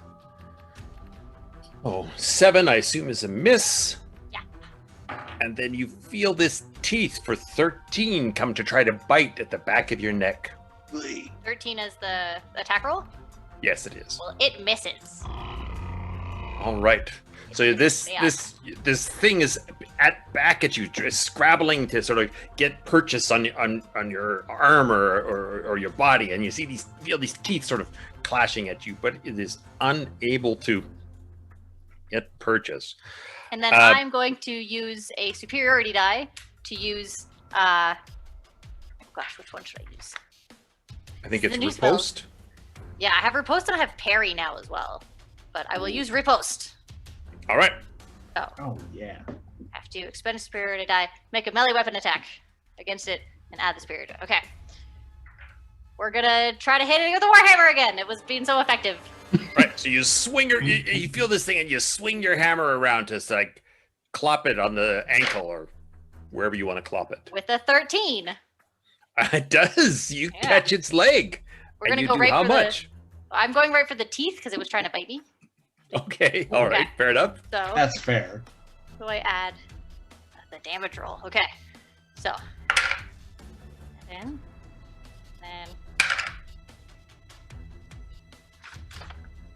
do I add my do I add my regular damage modifier as well? Yeah. Yeah. Okay. 15. For like your strength. 50?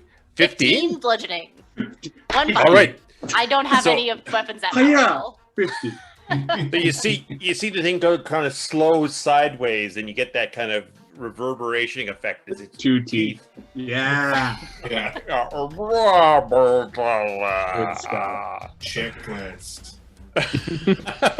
Chiclets, exactly. All right. And Ripley, you see one has eyed you and is moving up towards you. It is going to dash, but that is all it can do. And here it comes. And Kyler, there are 2 of them that have moved up towards you, but they are also unable to do any action this round. How far are they from me? Are they right up at me? They are right up at you now.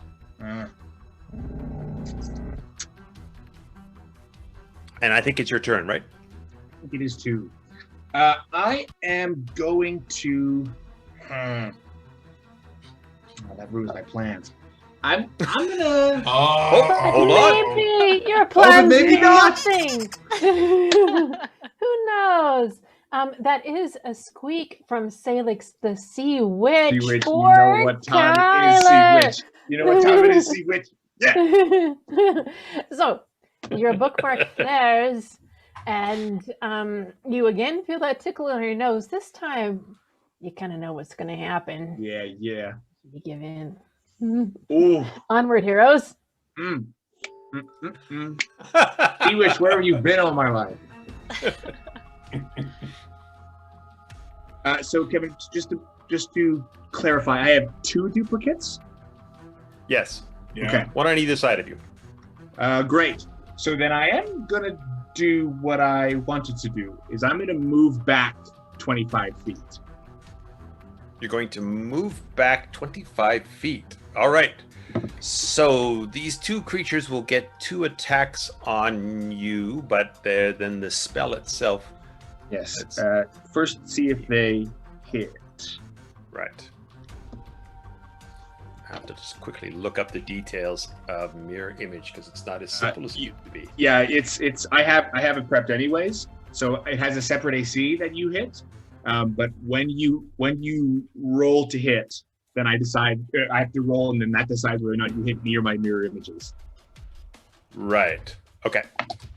So the first one just quickly slashes a 7 and a 16. It's 2 separate attacks? Yep. It has Okay, claws so- and a bite. So the first one attacks me, but if it rolled a 7, it's a miss. The second one attacks a mirror image, but hits, because that was a 16, so one of them's gone. All right, so one of the mirror images winks out of existence, but you are unhurt. The second one... Me and that Kyler do the finger guns to each other. It's the highest... it's a 10 and a 13. The 10 hits me, but that misses. Ooh, this is working out well. And the 13 would hit, but it hits a mirror image. So both are gone, and I scoot away. Ooh, Sea Witch. Good stuff. Yeah, that is good stuff. Yeah. You don't want to know what happens afterwards. Yeah. Not cool. How far were those monks behind me? The monks are quite a ways behind you. Okay. I'm going to kind of move 25 feet in back in kind of a diagonal, so I can get a good view of the foot. A good view of the foot. Yeah, the Right, door, okay. the foot door, and I'm gonna Mhm. prep. I'm gonna prep a reaction for when those 3 things come out. I'm gonna fire some magic missiles at them. Those like flying pyramid things. Okay. I don't think they're good. If they're collecting body parts, that's got to be for something bad. So when they come out, I'm gonna shoot with magic missile. All right. So the door, just so you're aware, they've come out, gathered some stuff, and the door has shut again. I know. So I'm prepping a reaction for if and when they come again, because Red Eye just died. If they come and collect Red Eye, I'm going to shoot him. All right. Fair enough. All right. So there is we are back at the top of the round. Bless you, Sea Witch. The Spellcasting giant Brethren. creature starts to turn and head towards Beaconhold. Now, as he does, I'm going to get all of you to roll. Let me just double check this. As he does, there all of a sudden, from the creature itself, from the titanic creature, there starts to sort of let out these, I guess they'd be like mines, grenades, explosions, and I'm going to need each of you to make a dexterity check. Does this affect the zombie things as well? Yes, it would, and it'll also affect the clerics. Would it affect people in the air? Oh, yeah, it would not affect you. Ooh, good call. A dexterity save? Yes, please. And I'll get you all each to also roll a cleric dexterity save, and that'll represent, say, 10 clerics each. Oh my god. Do they get any adds to theirs? They do. We'll say that they get a +2 to average it out. Oh my. Okay. So you're just rolling a single dex for the group of clerics you're representing. Right, but they get a +2 is what you're saying. They do. Okay, so I would have rolled a 14 then. I rolled a 12 for me and a 12 for a cleric. All right. Ripley? A 10 for myself and a 12 for the clerics. We're doing well. All right. Wow. Kyler? We're rolling very mediocre. I rolled a 16 for me and a 9 for the clerics. Oh, good. I even had my white dice, ooh, clerics, and I wish I didn't use it. Oh, clerics. Oh, clerics. Oh, clerics. Clerics. There is this horrific sound, and a chunk of this titan falls, and 3 of the clerics are skewered by this huge chunk of metal, and they are pinned to the ground, howling. It's just a terrible, aching, terrible sound. Not good. However, they are still alive, though they are now badly hurt and stumbling around. Can all the clerics they're not around stumbling them around. help them? Yes, they can. They'll be fine. Okay. And so around you, you're basically seeing these chunks of metal, and they're thin razor edge chunks of metal that are just falling everywhere. And you and most of the clerics are actually able to dodge it. Oh, let's see how the undead creatures do. God, poorly, right? Shambling. All right. And they also all take... Not too bad, actually. I'll take damage. Are they also well. pinned to the ground like the clerics? They are not. Sliced in half, maybe. No. All right. All right. Let's go back to our Ripley is our first of the players. Ant is the first of our players. Yeah, think it's I was Ant. first. Oh, I'm sorry, Ant. Yeah, you're right. That's okay. Out of sight, out of mind. Oh, yeah, well, it happens to me all the time. All right. Titta and Amakiir. You idiot! I slap my head and I'm like, mage armor first, then cast a different spell. So I cast mage armor on myself and fly another 60 feet, hoping to get into this crevice that we've opened up on this big titan. You totally can get into the crevice. You want to go in there? Yeah, I want to see I want to see what's in there. All right. All right. So there is there's actually two rooms. There's a room that you land in. Yeah. And there is this huge sort of strange machine on a sort of muttering away on top of this big sort of springy iron thing. Oh, squeak! Okay. Yes, there is a squeak. The squeak is by MacGyver. For ants. Perfect. During Timing. the recce, your feet grow heavy. You know what it means. Onward, heroes. Can I land in this room kind of like Thor coming down like it's like yeah, you totally can. The squeakers are on point tonight. I Oof. so wanted to do that. This is like the perfect moment. Holy guacamole. Yeah. All right. So I will just get you. Let me see how we're going to work this out. All right.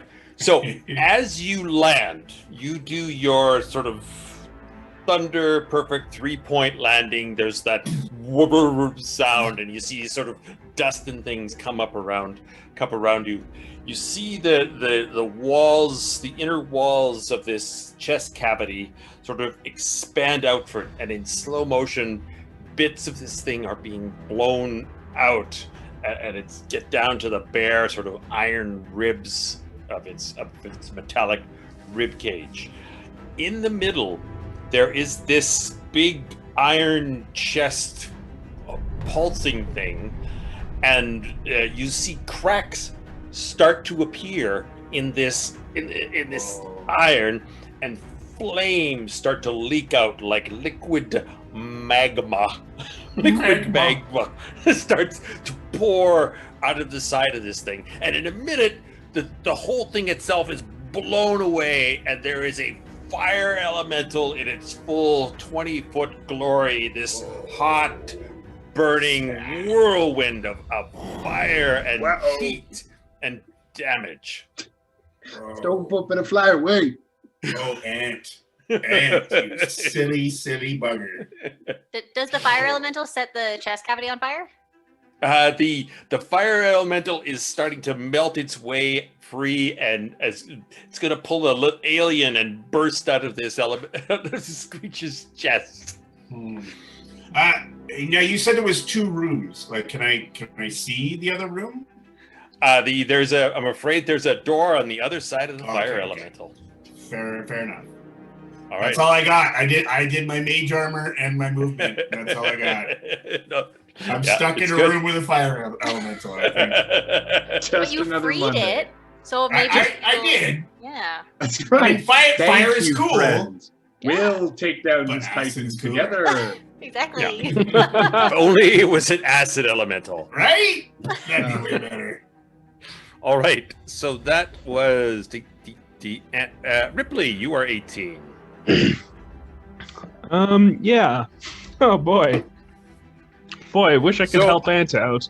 So you notice, you look up and like 80 feet in the air, or say 70 feet in the air, you see the sides of this creature sort of burst out and flames start to appear and you hear Ant cheering and making all sorts of weird noises over the rumble of all combat and drama happening all around you. You hear the Ant lands, and you see an explosion of fire. That's right. Um, And the whole thing is reverberated, and the chest cavity itself is kind of crinkled in after this heavy footstep. Oh no. oh gosh. Yeah, God, I kind of want to check in on Ant, or just can I just call out to him and be like, Ant, are you okay? Yeah. What do you see in there? You bet. Roll me a performance, and Ant roll me a perception. Let's see how you guys. Let's see if you can hear him. Perception, you say? That's a 13 for me. For performance. All right. Oh wait, actually. Oh, it's a 50. And Ant got I got an 8. I'm a little busy, okay? Yeah, you hear this faint voice down at the bottom. Yeah. All right, Ripley. Anything else? All right. Well, I don't hear him respond, and I assume he's dead. So I'm gonna Okay, keep fighting. I'm gonna keep fighting the maggoty creatures that are down here. How many do we have? Currently, you have. There are 4 of them. They've all been slightly wounded by spikes. One of them has been badly hit by. Zrill, you've hit the next one. What's the name you want to give this one? The one with no teeth now. If you're trying to think of this, you come back to Toothless, but I don't want to call it Toothless because Toothless is a great creature. Gummy? Gummy? Sure, Gummy. All right. Okay, so there's 4 of them though, right? Yes, there's Gummy and 4 sliced up ones. And 2 are over near Kyler, right? Okay. 2 are now turning to pursue Kyler. Yes, he got away at the expense of his. Yeah. See which has my back. So we have 2 over by Kyler and then 2 over by me, including Gummy, right? Yep. Okay. I'm going to use Word of Radiance. So I'm going to call Ilmater's divine name. Burning Radiance is going to erupt for me. And speaking of divine, speaking of divine, here's our MC to bring down the blessing. Word of Radiance. Yes. Somehow the Word of Radiance that bubbles up from your bookmark, nauseating magic. Yes.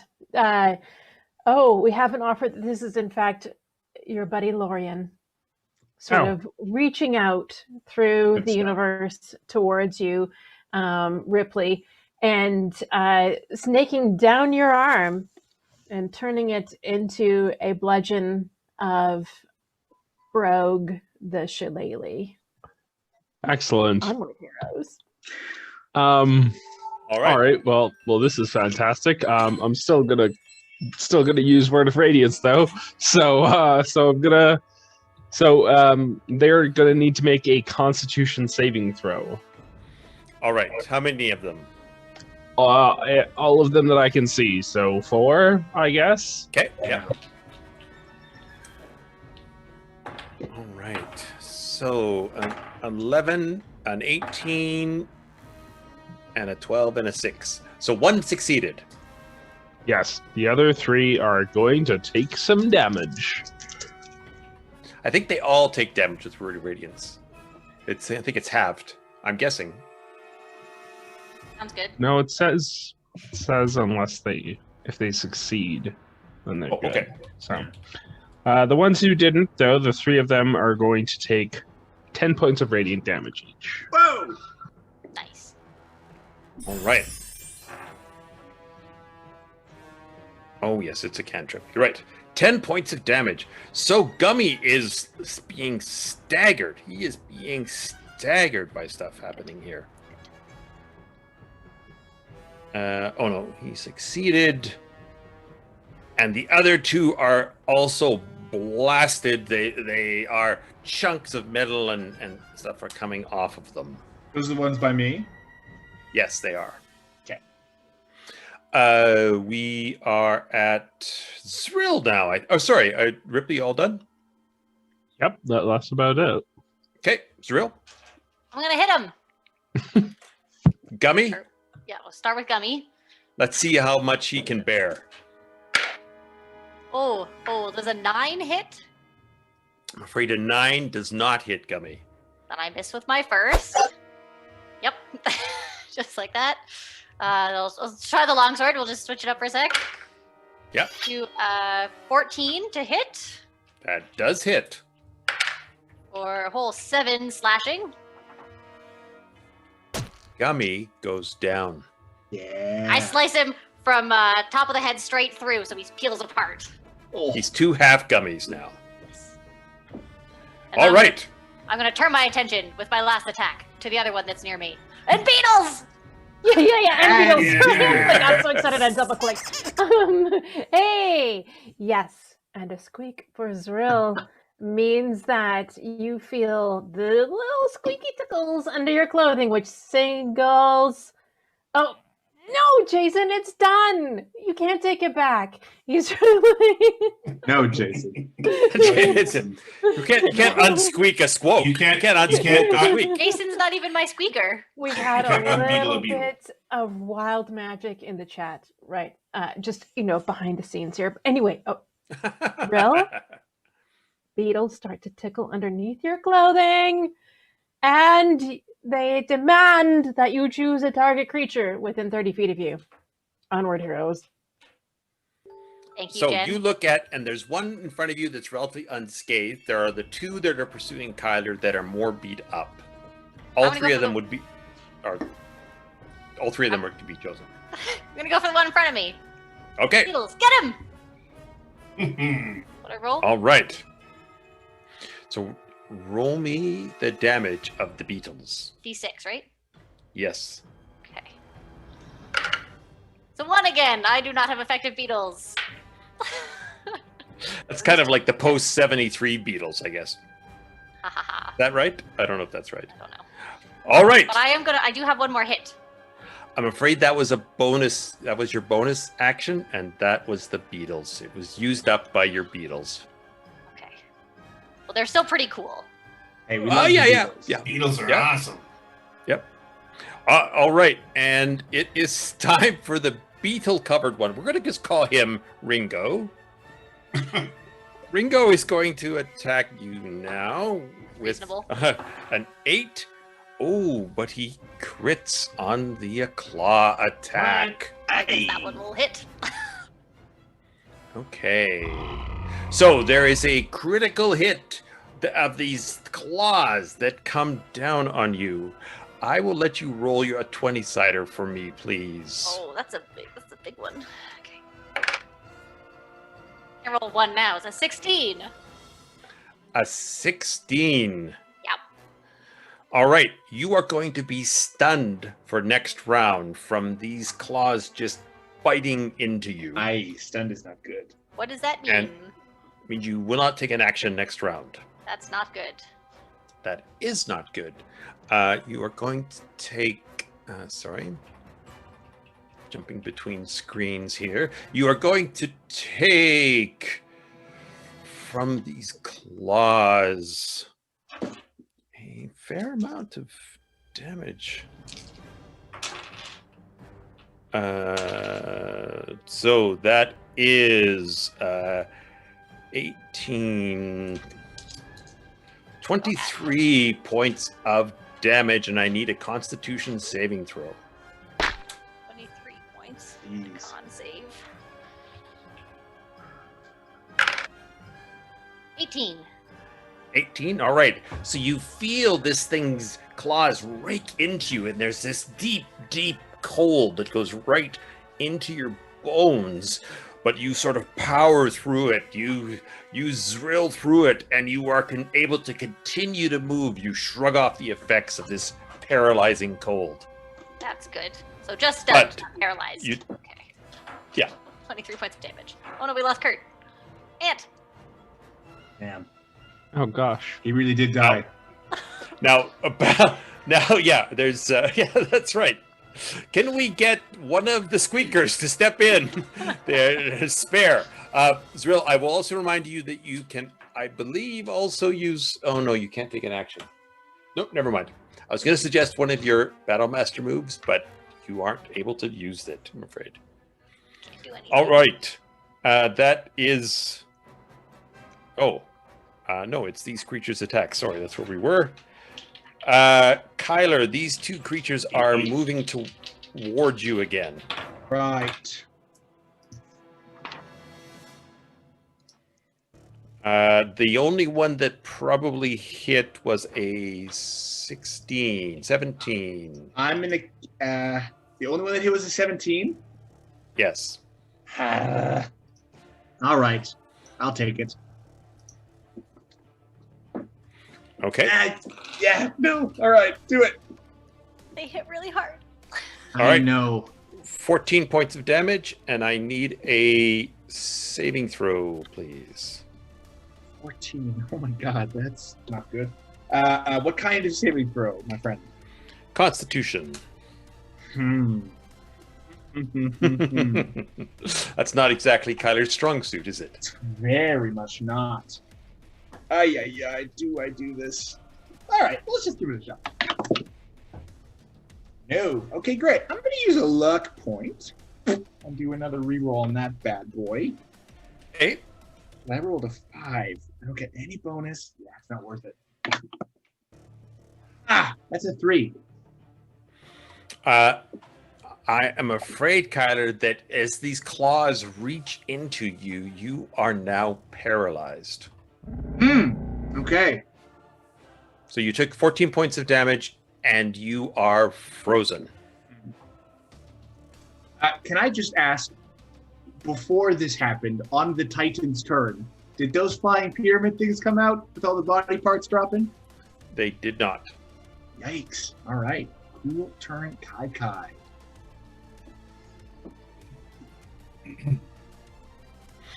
You are going to be paralyzed for 1 minute, so 10 rounds. You have a saving throw at the end of each of your turns. You see if you are able to shake off the effects. Okay. All right, we are back to Ant. All right. Sorry, Kyler, did you want to say something? Do something? I'd like to send my familiar to the clerics. Sure. What would you like to do? Just sorry, Ant. It's okay. I don't think I can speak through my familiar. I want my familiar to plead for a lesser restoration from the clerics. I don't think I can communicate through it, but anyway, that's what I'd like to do. Okay, I'll tell you know what. if I can. Here's what you can do. You can have the goat do a performance check. Do your performance check and see if you can communicate. Okay, here's the thing, and here's how I want to. Here's how I'm going to argue for advantage. Are you ready? Yeah. You know the things when goats get scared and they tense up and fall over? Oh. The goat got paralyzed. I love it. Come on. All right. You want one of those fainting goats? Yeah. Just for right now. Sure, absolutely. What the hell? However, I do use the goat's charisma, do I not? No. Well, No, let's just use your charisma. I Perfect. don't feel like looking up goat charisma right now. Hey, it's not good. Let me tell you. So I can have advantage because of my fainting goat argument. Yes. Yeah. I love to hear that. Yeah. Tyler, don't Goat- you have message? Goat charades. I sure do, but message is technically an action. Oh. Ooh, doctor, that's a dirty 20. So you see this Irish cleric looking at the goat, and the goat comes running up and goes, ah, and then goes all rigid and falls over, and he goes, Kyler's done a well, and he goes over. I imagine as he falls rigid, his body like points as an arrow towards me. That's right. That's his special power, is to go rigid. Right. All right. So in the next round, do you want the spell to be cast now? I think that's 2 of your 6. Do you want it to be cast now in this round, or do you want to roll another try next round? I need you to decide now. Now, because the zombies go before me. So now. Right. Okay. So you are restored to ability, and you guys are down to 4 levels of cleric. Sorry, guys, I had to do that, or I was dropping. It's all good. Cool. I'm at 9 hit points.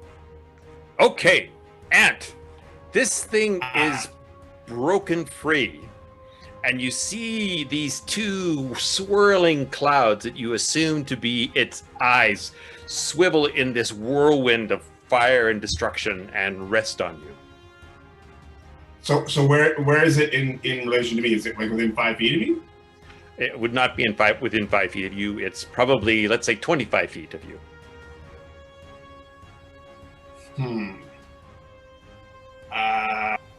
Oh boy. Okay. Oh gosh. I got nothing. I'm gonna magic missile him. My beard splits into three points and. All right. So you're attacking the fire elemental. Just confirming. Yeah. Question mark? I'm sure it's fine. This is your last game, right? So it's all good. No, I have one more game. Fucking I got one more, don't I? No. You go ahead. You lance out with those magic missiles. Okay, I'll cast it at 3rd level, so I get what is that? Three darts? Is that right? 4 darts. Four magical darts. Okay. So that would be 5, 8, 13, 15 points of force damage as the darts connect with him. All right. So the darts all sort of lance and disappear and sort of start to blow holes in this swirling cloud of fire. And we're going to bring him into the initiative then. Oh boy. So it's scary that he wasn't already there, which means Yeah. not good. Okay, so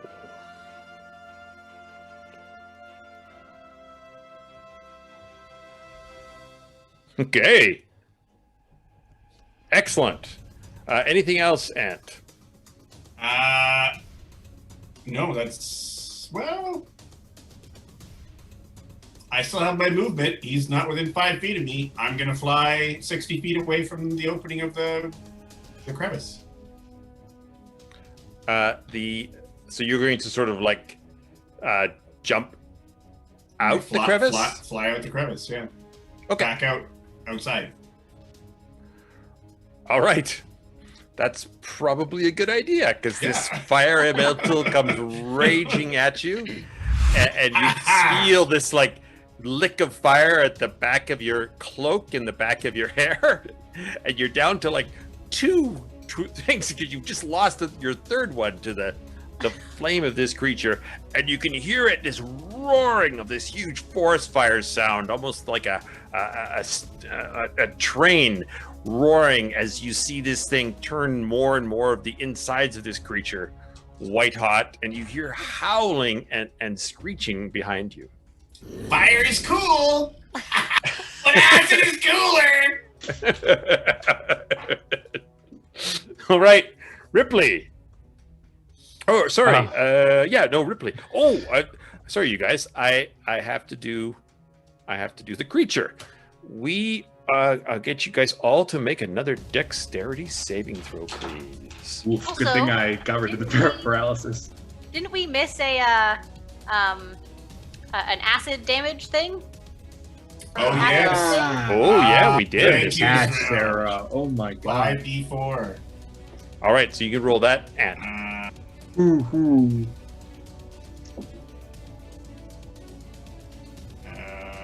but I did, as 15 promised, points of I did acid. forget another 15 Well, points. so did I, so. Titan's dead, so we don't even have to do the deck save. Right? No, as a matter of fact, now all these razor hot things are burning. Awesome. That's awesome. How does being stunned work for deck saves? I would have to say not good. not well. Okay, just don't roll. Just wait for Yeah. pain. You could Okay. just look up No, and I watch it forgot come about the down sound. on you. Oh, good. Am I in the Mortal Kombat finish him with the moving in the stars?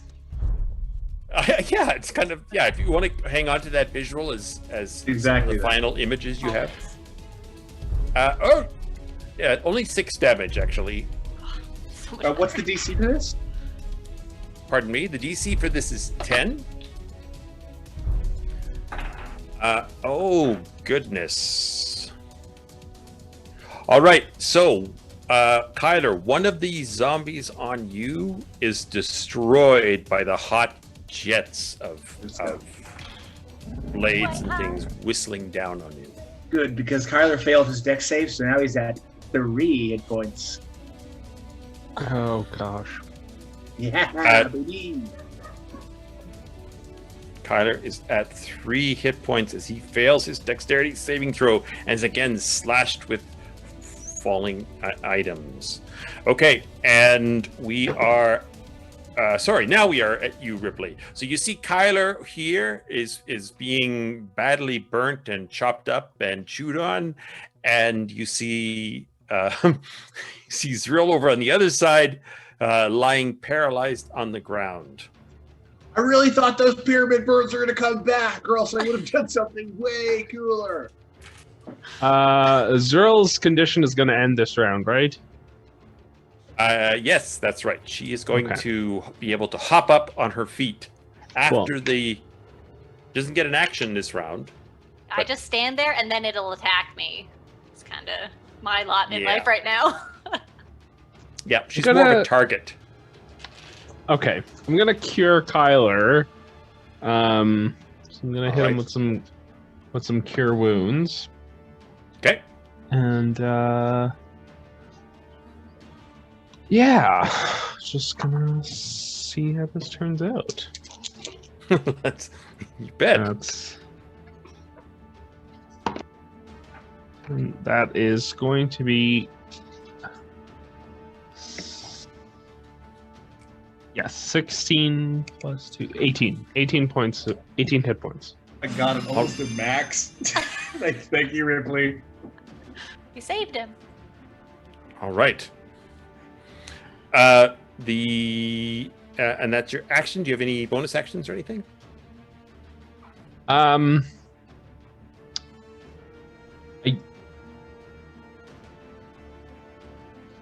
missed you. I missed what you said. Well, I have another spell that I can cast as a bonus action. Can I do that?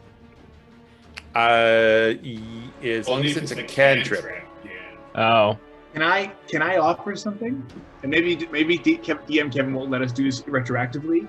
You could hit me with a healing word that's a bonus action and still have an action. Yeah, that's no. You can't Is reverse. it too late? Okay. okay. Well, then no. That's fine. All right. And we are back to Zrill.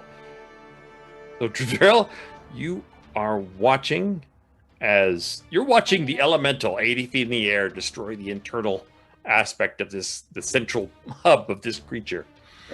Now this Mesmerizing. zombie creature is leaning over to chop on you and gets a 12 with advantage. I don't think that's No. going to hit you, is it? No. Is she All right. still? Is she standing in at the end of Zrill's turn? Yeah. Yeah, so Okay. I'm She unstuck. misses she misses a round. Right. And amazingly, it gets a 10 for its advantage on the second attack. Aha. So there is no damage, no more paralysis, nothing. Then and- I am going to use another superiority die. That's what I was thinking. I'm going to use riposte on it because it missed. You're stunned. No, that's Oh, I'm that's why I done. asked. You My said at turn the end of just her happened. turn. Okay. All right. Aha. You bet. Okay. Technically, you could use riposte twice if you want. Oh no, you can only use it one battle, one superiority per round. Or yeah. Okay, cool. So For yes, this? you can definitely slice at it. Okay, I'm gonna try to smack it. See if I hit it. Natural 20! Oh, Good stuff. Okay. We always That- go with this. is something you definitely needed right now. Yes. Roll and double, right? You're rolling double and a 20-sider to talk about what the effect is. Okay. All right. I rolled an 8, so 16, 19 bludgeoning. Oh, My ads. 19 bludgeoning. I'm assuming I still add my mod to one of those, right? Or to like roll. Yeah, you double it and then you add your modifier. Yeah. Okay, That's right. 19. And then my 20-sider is a 4. That's a fine time to roll a 4.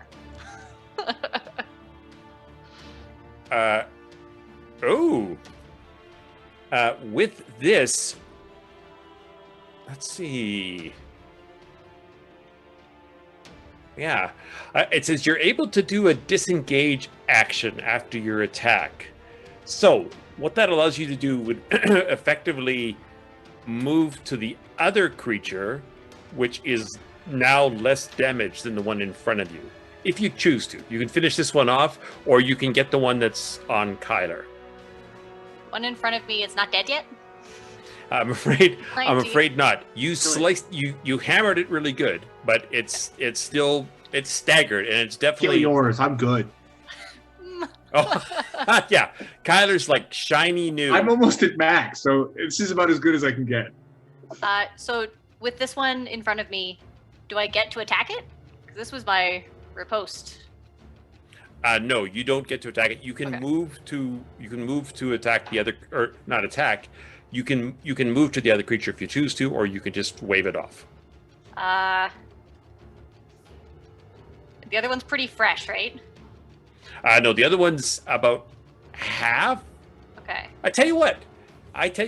You could instead of doing this disengage, you can use your new skill, and you can take a minute. We'll say it's not a real minute, but you can take a moment and appraise one of these two creatures. And you can tell me Ah. what you want to know about those creatures, and I will give that to you. That's your critical hit advantage. Just the little ones? Pardon me? Just the little guys? The zombies we're fighting? Yeah. Well, no. Technically, you could do it on the giant titanic creature, I don't or wanna do it on the giant. possibly the fire elemental. Although I would say Or no, not. How not do we fire. kill the clerics? How do you kill the cleric? No, That I'm was it. kidding. Oh my god, don't do that. I'm gonna look at the Titan. Creature. Okay. Yep. Well, I don't know what I want to know. This is too many options. I can learn its HP. Kind of want to know Ooh. what its HP is like. Right. Creature. You want to know the HP of the Titan. I don't want to know what this number is. No, that's a good number to know. It got some damage, right? Fire damage, acid damage, more fire damage. Ooh, Yes. right. Do we get to learn its max HP or what it's at right now? Current HP. Sweet. All right. Its current HP is 1,400. It is. So to be more realistic, don't try to kill a Titan. It's too monstrous. You want to disable it. You want to disable various portions of it. It's it's 70 stories tall. You guys are like hacking at the Calgary Tower. But it's got this huge cavity in its chest now, and I'm guessing we destroyed its like power source. There is definitely a slowing and a staggering of this creature, but what you can figure out using your brand new skill is that you're going to have to try to take this thing down piece by piece. Leg by arm, by head, by chest. No, not chest. Chest is accomplished. You have taken its chest out of commission. Okay. Good knowledge. Yes. And it allows you to redirect some of your actions and things. All right. Excellent use of your skill, I must say. Thank you. It was all my idea. Well, what it was a convergence of opportunity. Yes.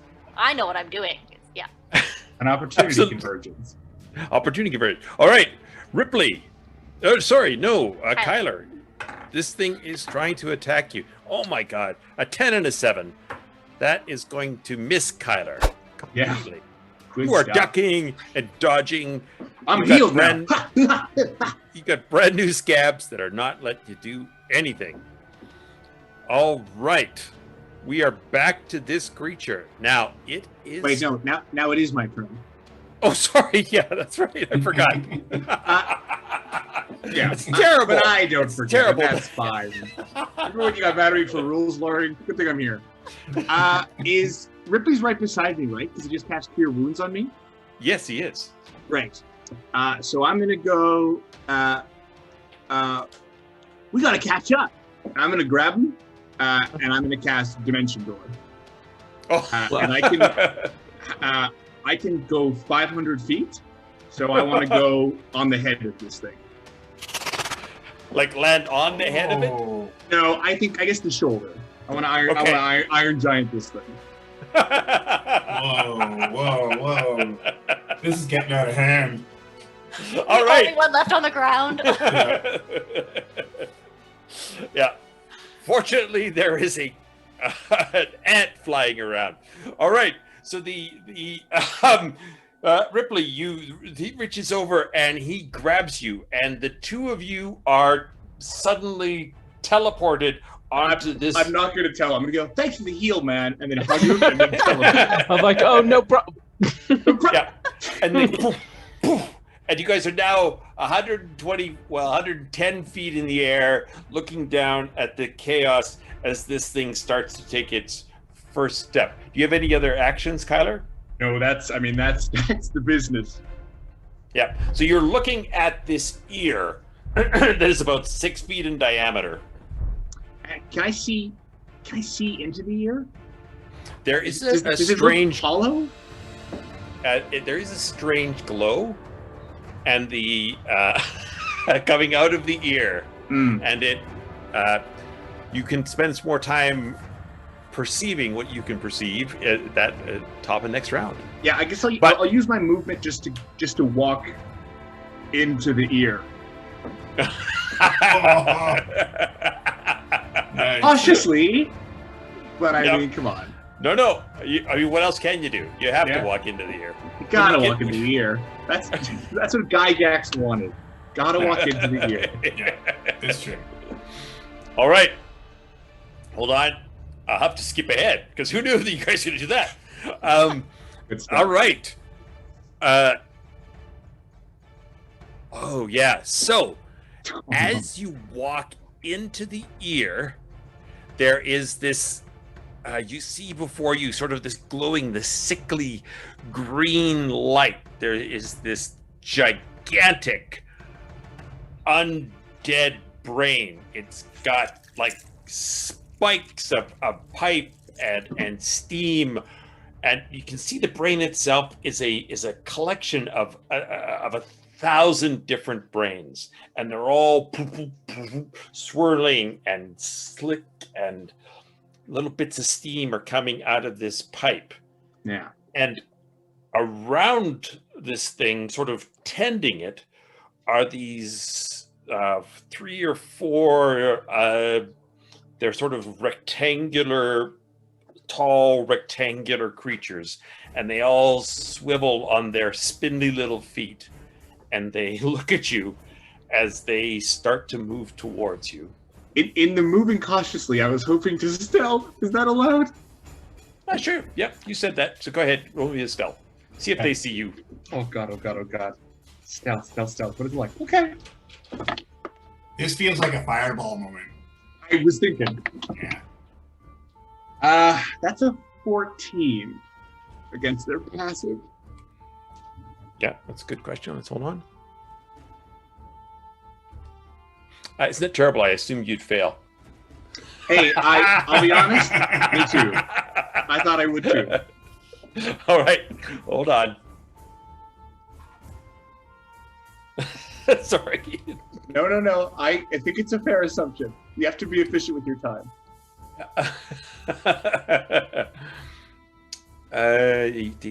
What number did you get? 14. They don't notice you. So there's these 4 oblong, sort of rectangular creatures, all just slightly larger than human size. Again, they're on these spindly legs, and they seem to be like stuffing chunks of brain into this thing, tending it, covering it with water, trying to basically keep this brain active. Great. And yeah, there's this terrible sort of slurpy, grimy sound. Right. Squelchy. Squelchy sound. Not good. All right. So this Squelchy. thing has turned and is starting to walk towards Beaconhold. Again, the razors.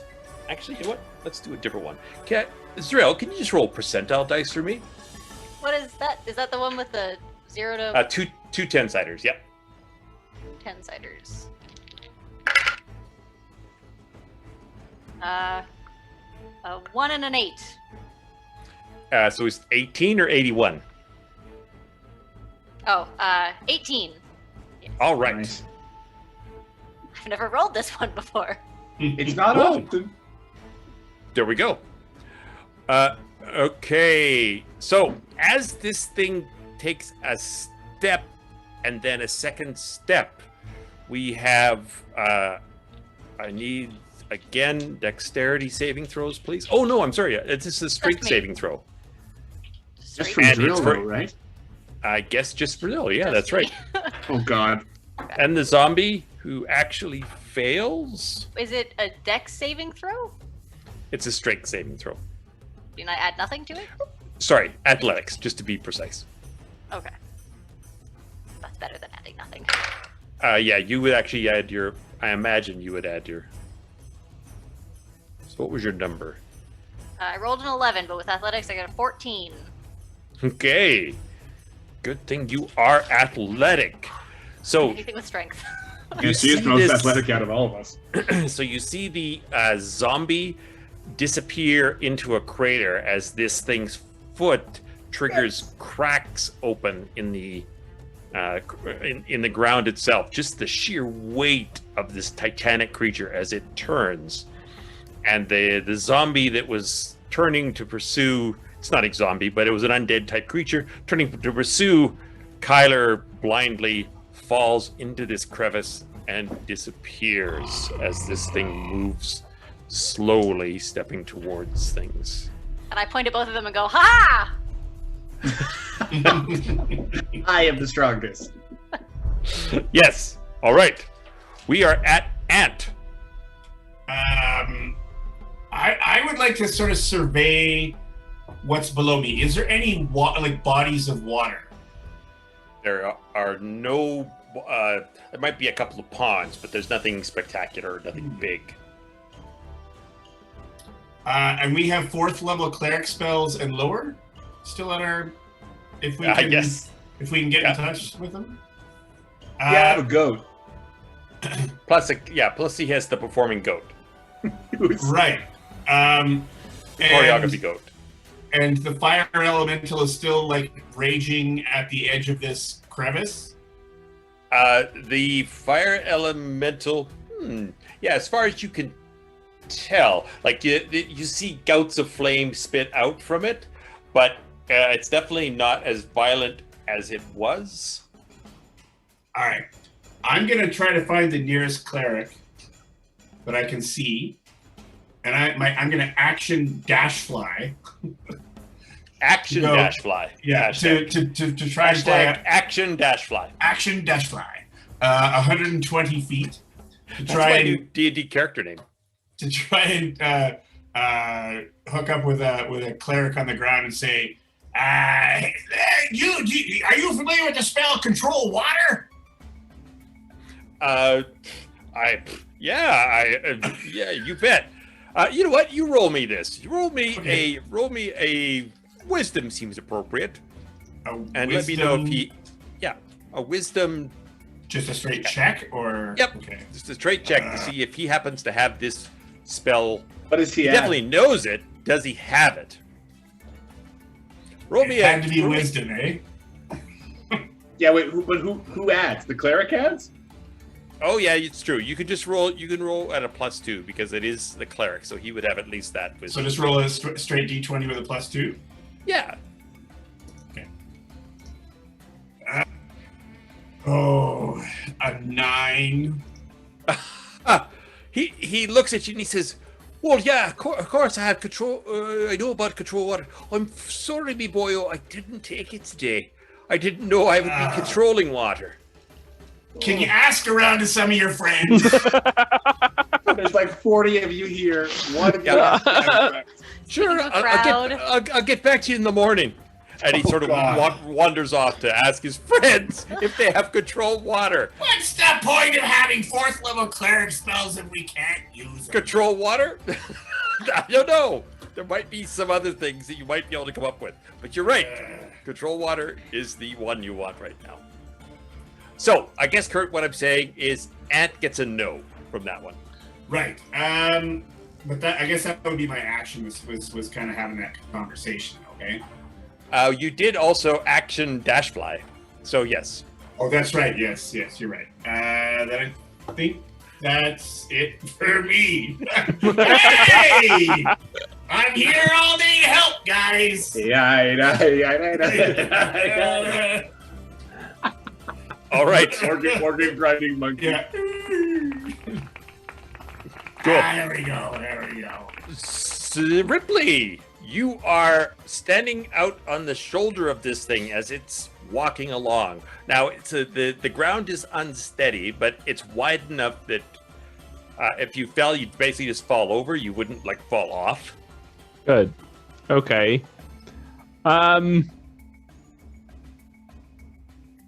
Gosh, is Kyler in the brain? You can see me looking at you like yeah. Kyler in the Lovely. Okay. Do I? So I'm pretty high up, right? I'm like what? 110 feet. 110 feet, something. Okay. And and you said there are no bodies of water as per Ed's question. There was a few ponds. There was some ponds.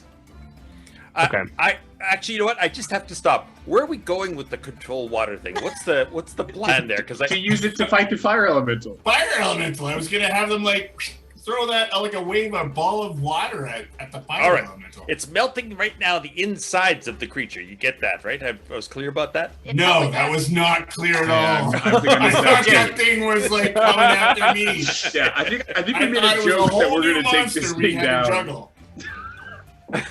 Okay. Right, okay. Okay. Pretty chill. Can I take my action back now?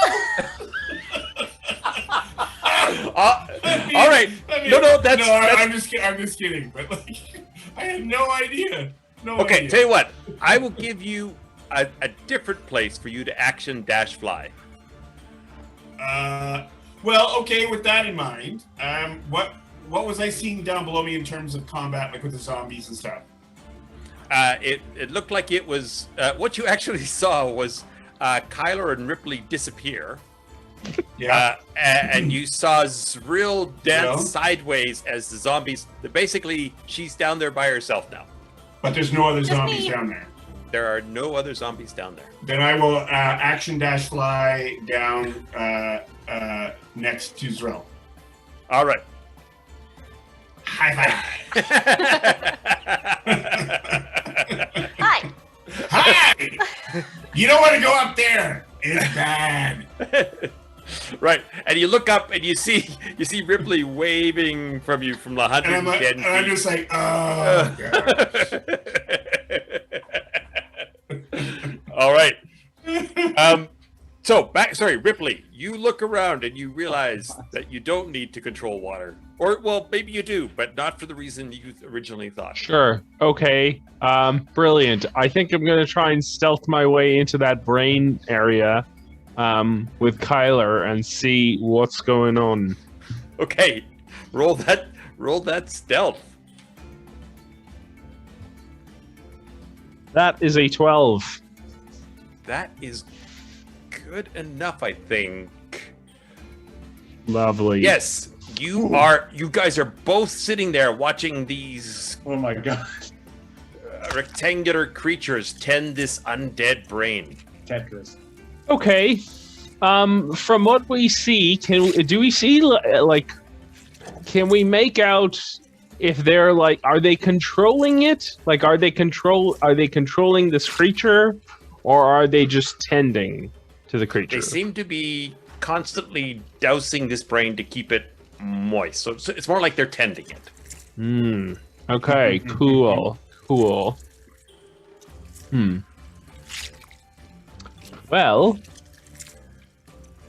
how many of them are there? There's 4 that you can see. Seems to me we need to make this thing less moist. Yeah, but I have to make it real dry. It sounds really gross. Yeah, it does. It really does. Yeah, boy, we got that's goal number 1. Yeah.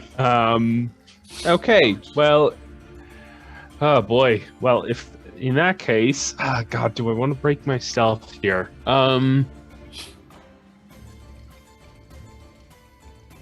Yeah, sure, why not? I'm going to. What should I use here? I'm going to use Word of Radiance again on all of them. So, Constitution saving throw for these folks. Okay. If you please. Can you get the brain too? Is the brain a creature?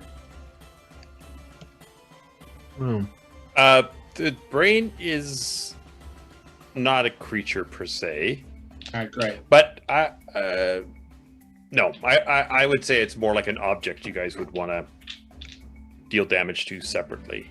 However, this is an area effect spell. Yeah, it's Yeah, okay. Yeah. So yeah, I would say that you could affect the brain as well. And we'll just assume it fails. Well, okay. It's interesting. It's amazing when you're creating adventures or adapting adventures. There's so many things that you think about, but there's so many things, way more things, that you don't think about. Yeah, okay. Okay, cool. Oh, my God. Okay, excellent. Go ahead. Roll your thing. It's them. It's a Constitution saving throw. So how are they doing? All right, we have 2 successes and 2 failures. Excellent. And I'm gonna say the brain has a. Oh, what's your DC? 13. 13? Yep. All right. So the brain also fails. Hey. Dry this brain out with some radiance. I imagine those little desiccant packs that come in with everything that gets shipped to your house. Those little sacks, like they just become raining down. Oh, yeah, bad. Yeah, not good. Yeah. Okay, so for the people who failed, they're gonna take 9 points of damage. Radiant damage. All right.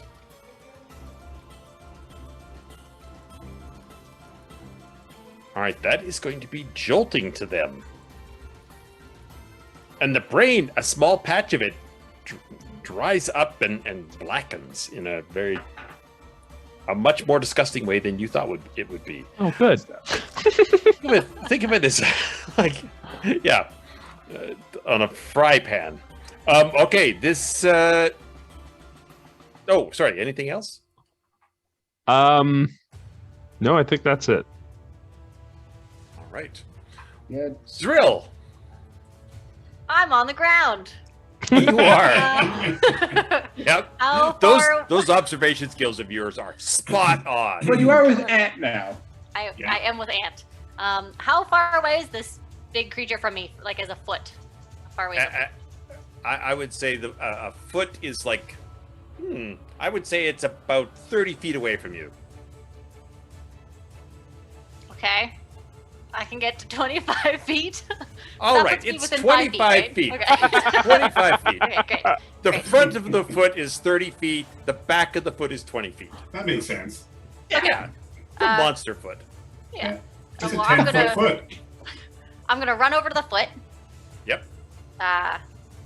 And I think I'm just gonna try to hit it. I'm gonna go right for the Achilles heel. Yes. If I can reach it. Hey. Now, this is the leg that has the door in it. Gonna foot hit that the has door. All right. Yes. Just reminding you that you would have seen that door. You would have seen it. Yes. So you can try and crack the door open if you want. I'm absolutely gonna try. I've done that in Beaconhold before. Let's see if I can do it again. Okay, so it's not going to be an attack roll. It's going to be an athletics. Oh, okay. Can it be a? Oh no. Okay. Athletics and strength, same thing. All right. And I still have to roll to. Yes. Okay.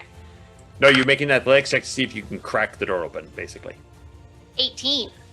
Hey. You crack that door open. Ah, the hammer. Boom! There you go. Hammer that door. I can't get inside though because I used all my movement. Okay.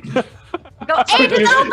It's steps now. You got to run back to it. Yeah. I'm literally like pretending to swing a hammer as she's swinging hers, like in That was like sick. support. Like that's so awesome. Okay, excellent. All right. That's And what I can do. yeah, so you crack. So you are now on this foot as it's sort of lifting and dropping, Oh. and you just like Oh, sweet. plow this ankle door open, and you are going to enter. So I'm just like standing in the doorway now. Yeah, you're standing in the doorway. Sweet. You see this long hallway, or basically tunnel, going up, and there's these several pyramid-shaped creatures circling down towards you. Great. Uh, Baseball. okay. The zombies are gone. Kyler. Roger that. I'm go. So this brain is an object, you said? Yeah. Is it being worn or carried? No. It's Well, being carried by the I creature. mean, yeah, I guess, yeah. It's No, no, being. Listen, both. you don't have to. I'll be honest. I don't want it to be worn or carried. But if it is, you should tell me. But never mind. Well, it's inside a walking giant, so technically, yes, I would say it's being worn or carried. Roger Without that. knowing what you're trying to. Tell me what you're trying to do. What you want to do. I'm going to cast a fireball at this brain and its little minions. And if it was an object that wasn't being worn or carried, I could make an argument for it catching fire. Oh, it would definitely catch fire. Okay. Anyway, I'm gonna. This is an interesting question. Can I do any kind of insight to see if it'll make a dex save or if I'll just do it? It'll just do it. It's a fixed object. It's just Love gonna that. catch. It's gonna catch fire like a pile of undead brain matter would catch Sweet. fire. So brain and all little minions within 20 foot radius of the brain. Gotta make me a dex save. All right. I have 5 failures. Good stuff. Very good stuff. Second.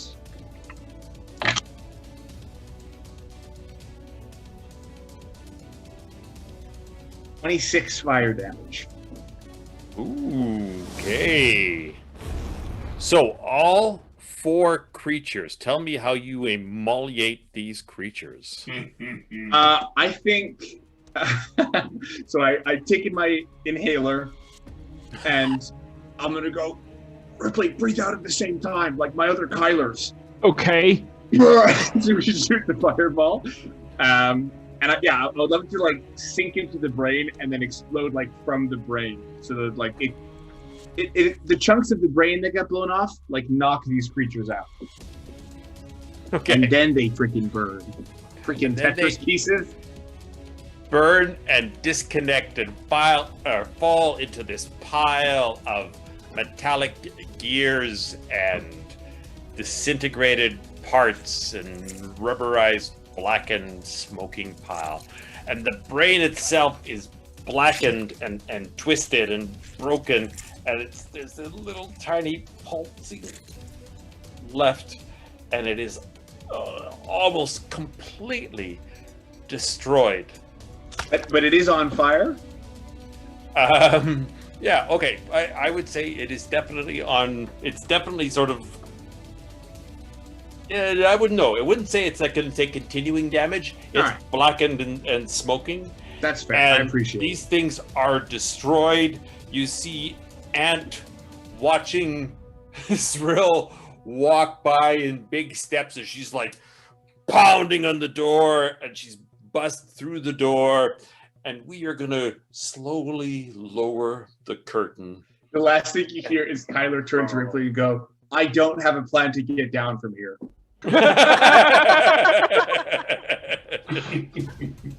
And we will hold it there for this evening as you guys start to take apart the Titan. Oh.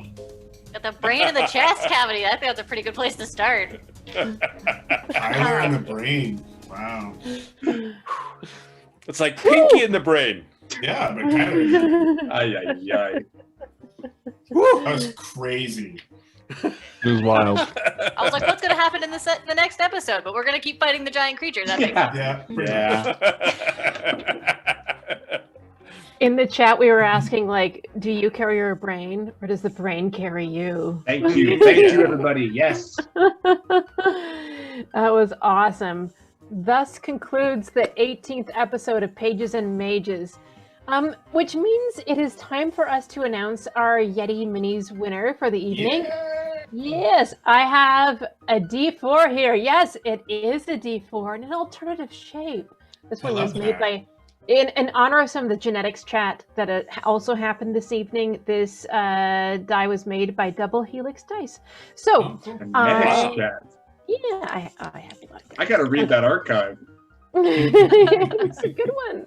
Excellent one. So I am going to do numbering you 1, 2, 3, 4, and I'm going to roll. Yes, it is a number 2, which means that is Salix the Sea Witch. Yeah! And Yes. Evan, Live Ram, Undead Ram.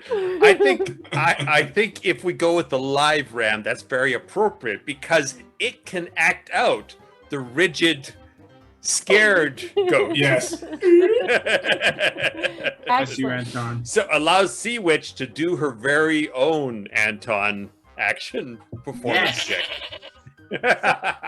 Which there's many ways to reach out for us. The most direct way is D20 Initiative YYC@gmail.com. I will drop that in the chat in a minute, and let us know that you're the winner, and then we will hook you up with Yeti Minis and get you sent a RAM. Thank you so much, everybody who tuned in to watch us live. And as I mentioned, that smaller but still impactful shout out to the people who will watch us later on YouTube. And if you can imagine, yes, it was fantastic, and that's who I want to thank next is our squeakers. And at Dickens, there would just be a crowd of people chanting your names, saying how you guys. MacGyver, you gave me my Thor moment. So. And we said that since you had cast mage armor, it gave you good knee pads, so that you were like Iron Man. Fully decked out. Yeah, it was good. And Thank you to Kevin Cork for building the Adventures of Beaconhold in Eberron here. To our DJ Sound Master Emma Breaker. Hey, Emma.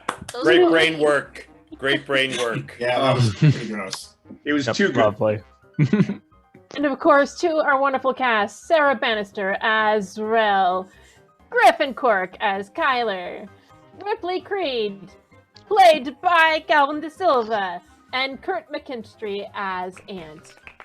I have been Jen Gerritsen, your MC. I'll probably still be Jen Gerritsen even when I'm not your MC.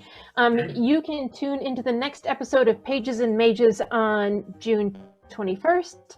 Same time, same place on the internet. Stay safe, stay well, be brave. Onward, heroes. Yeah.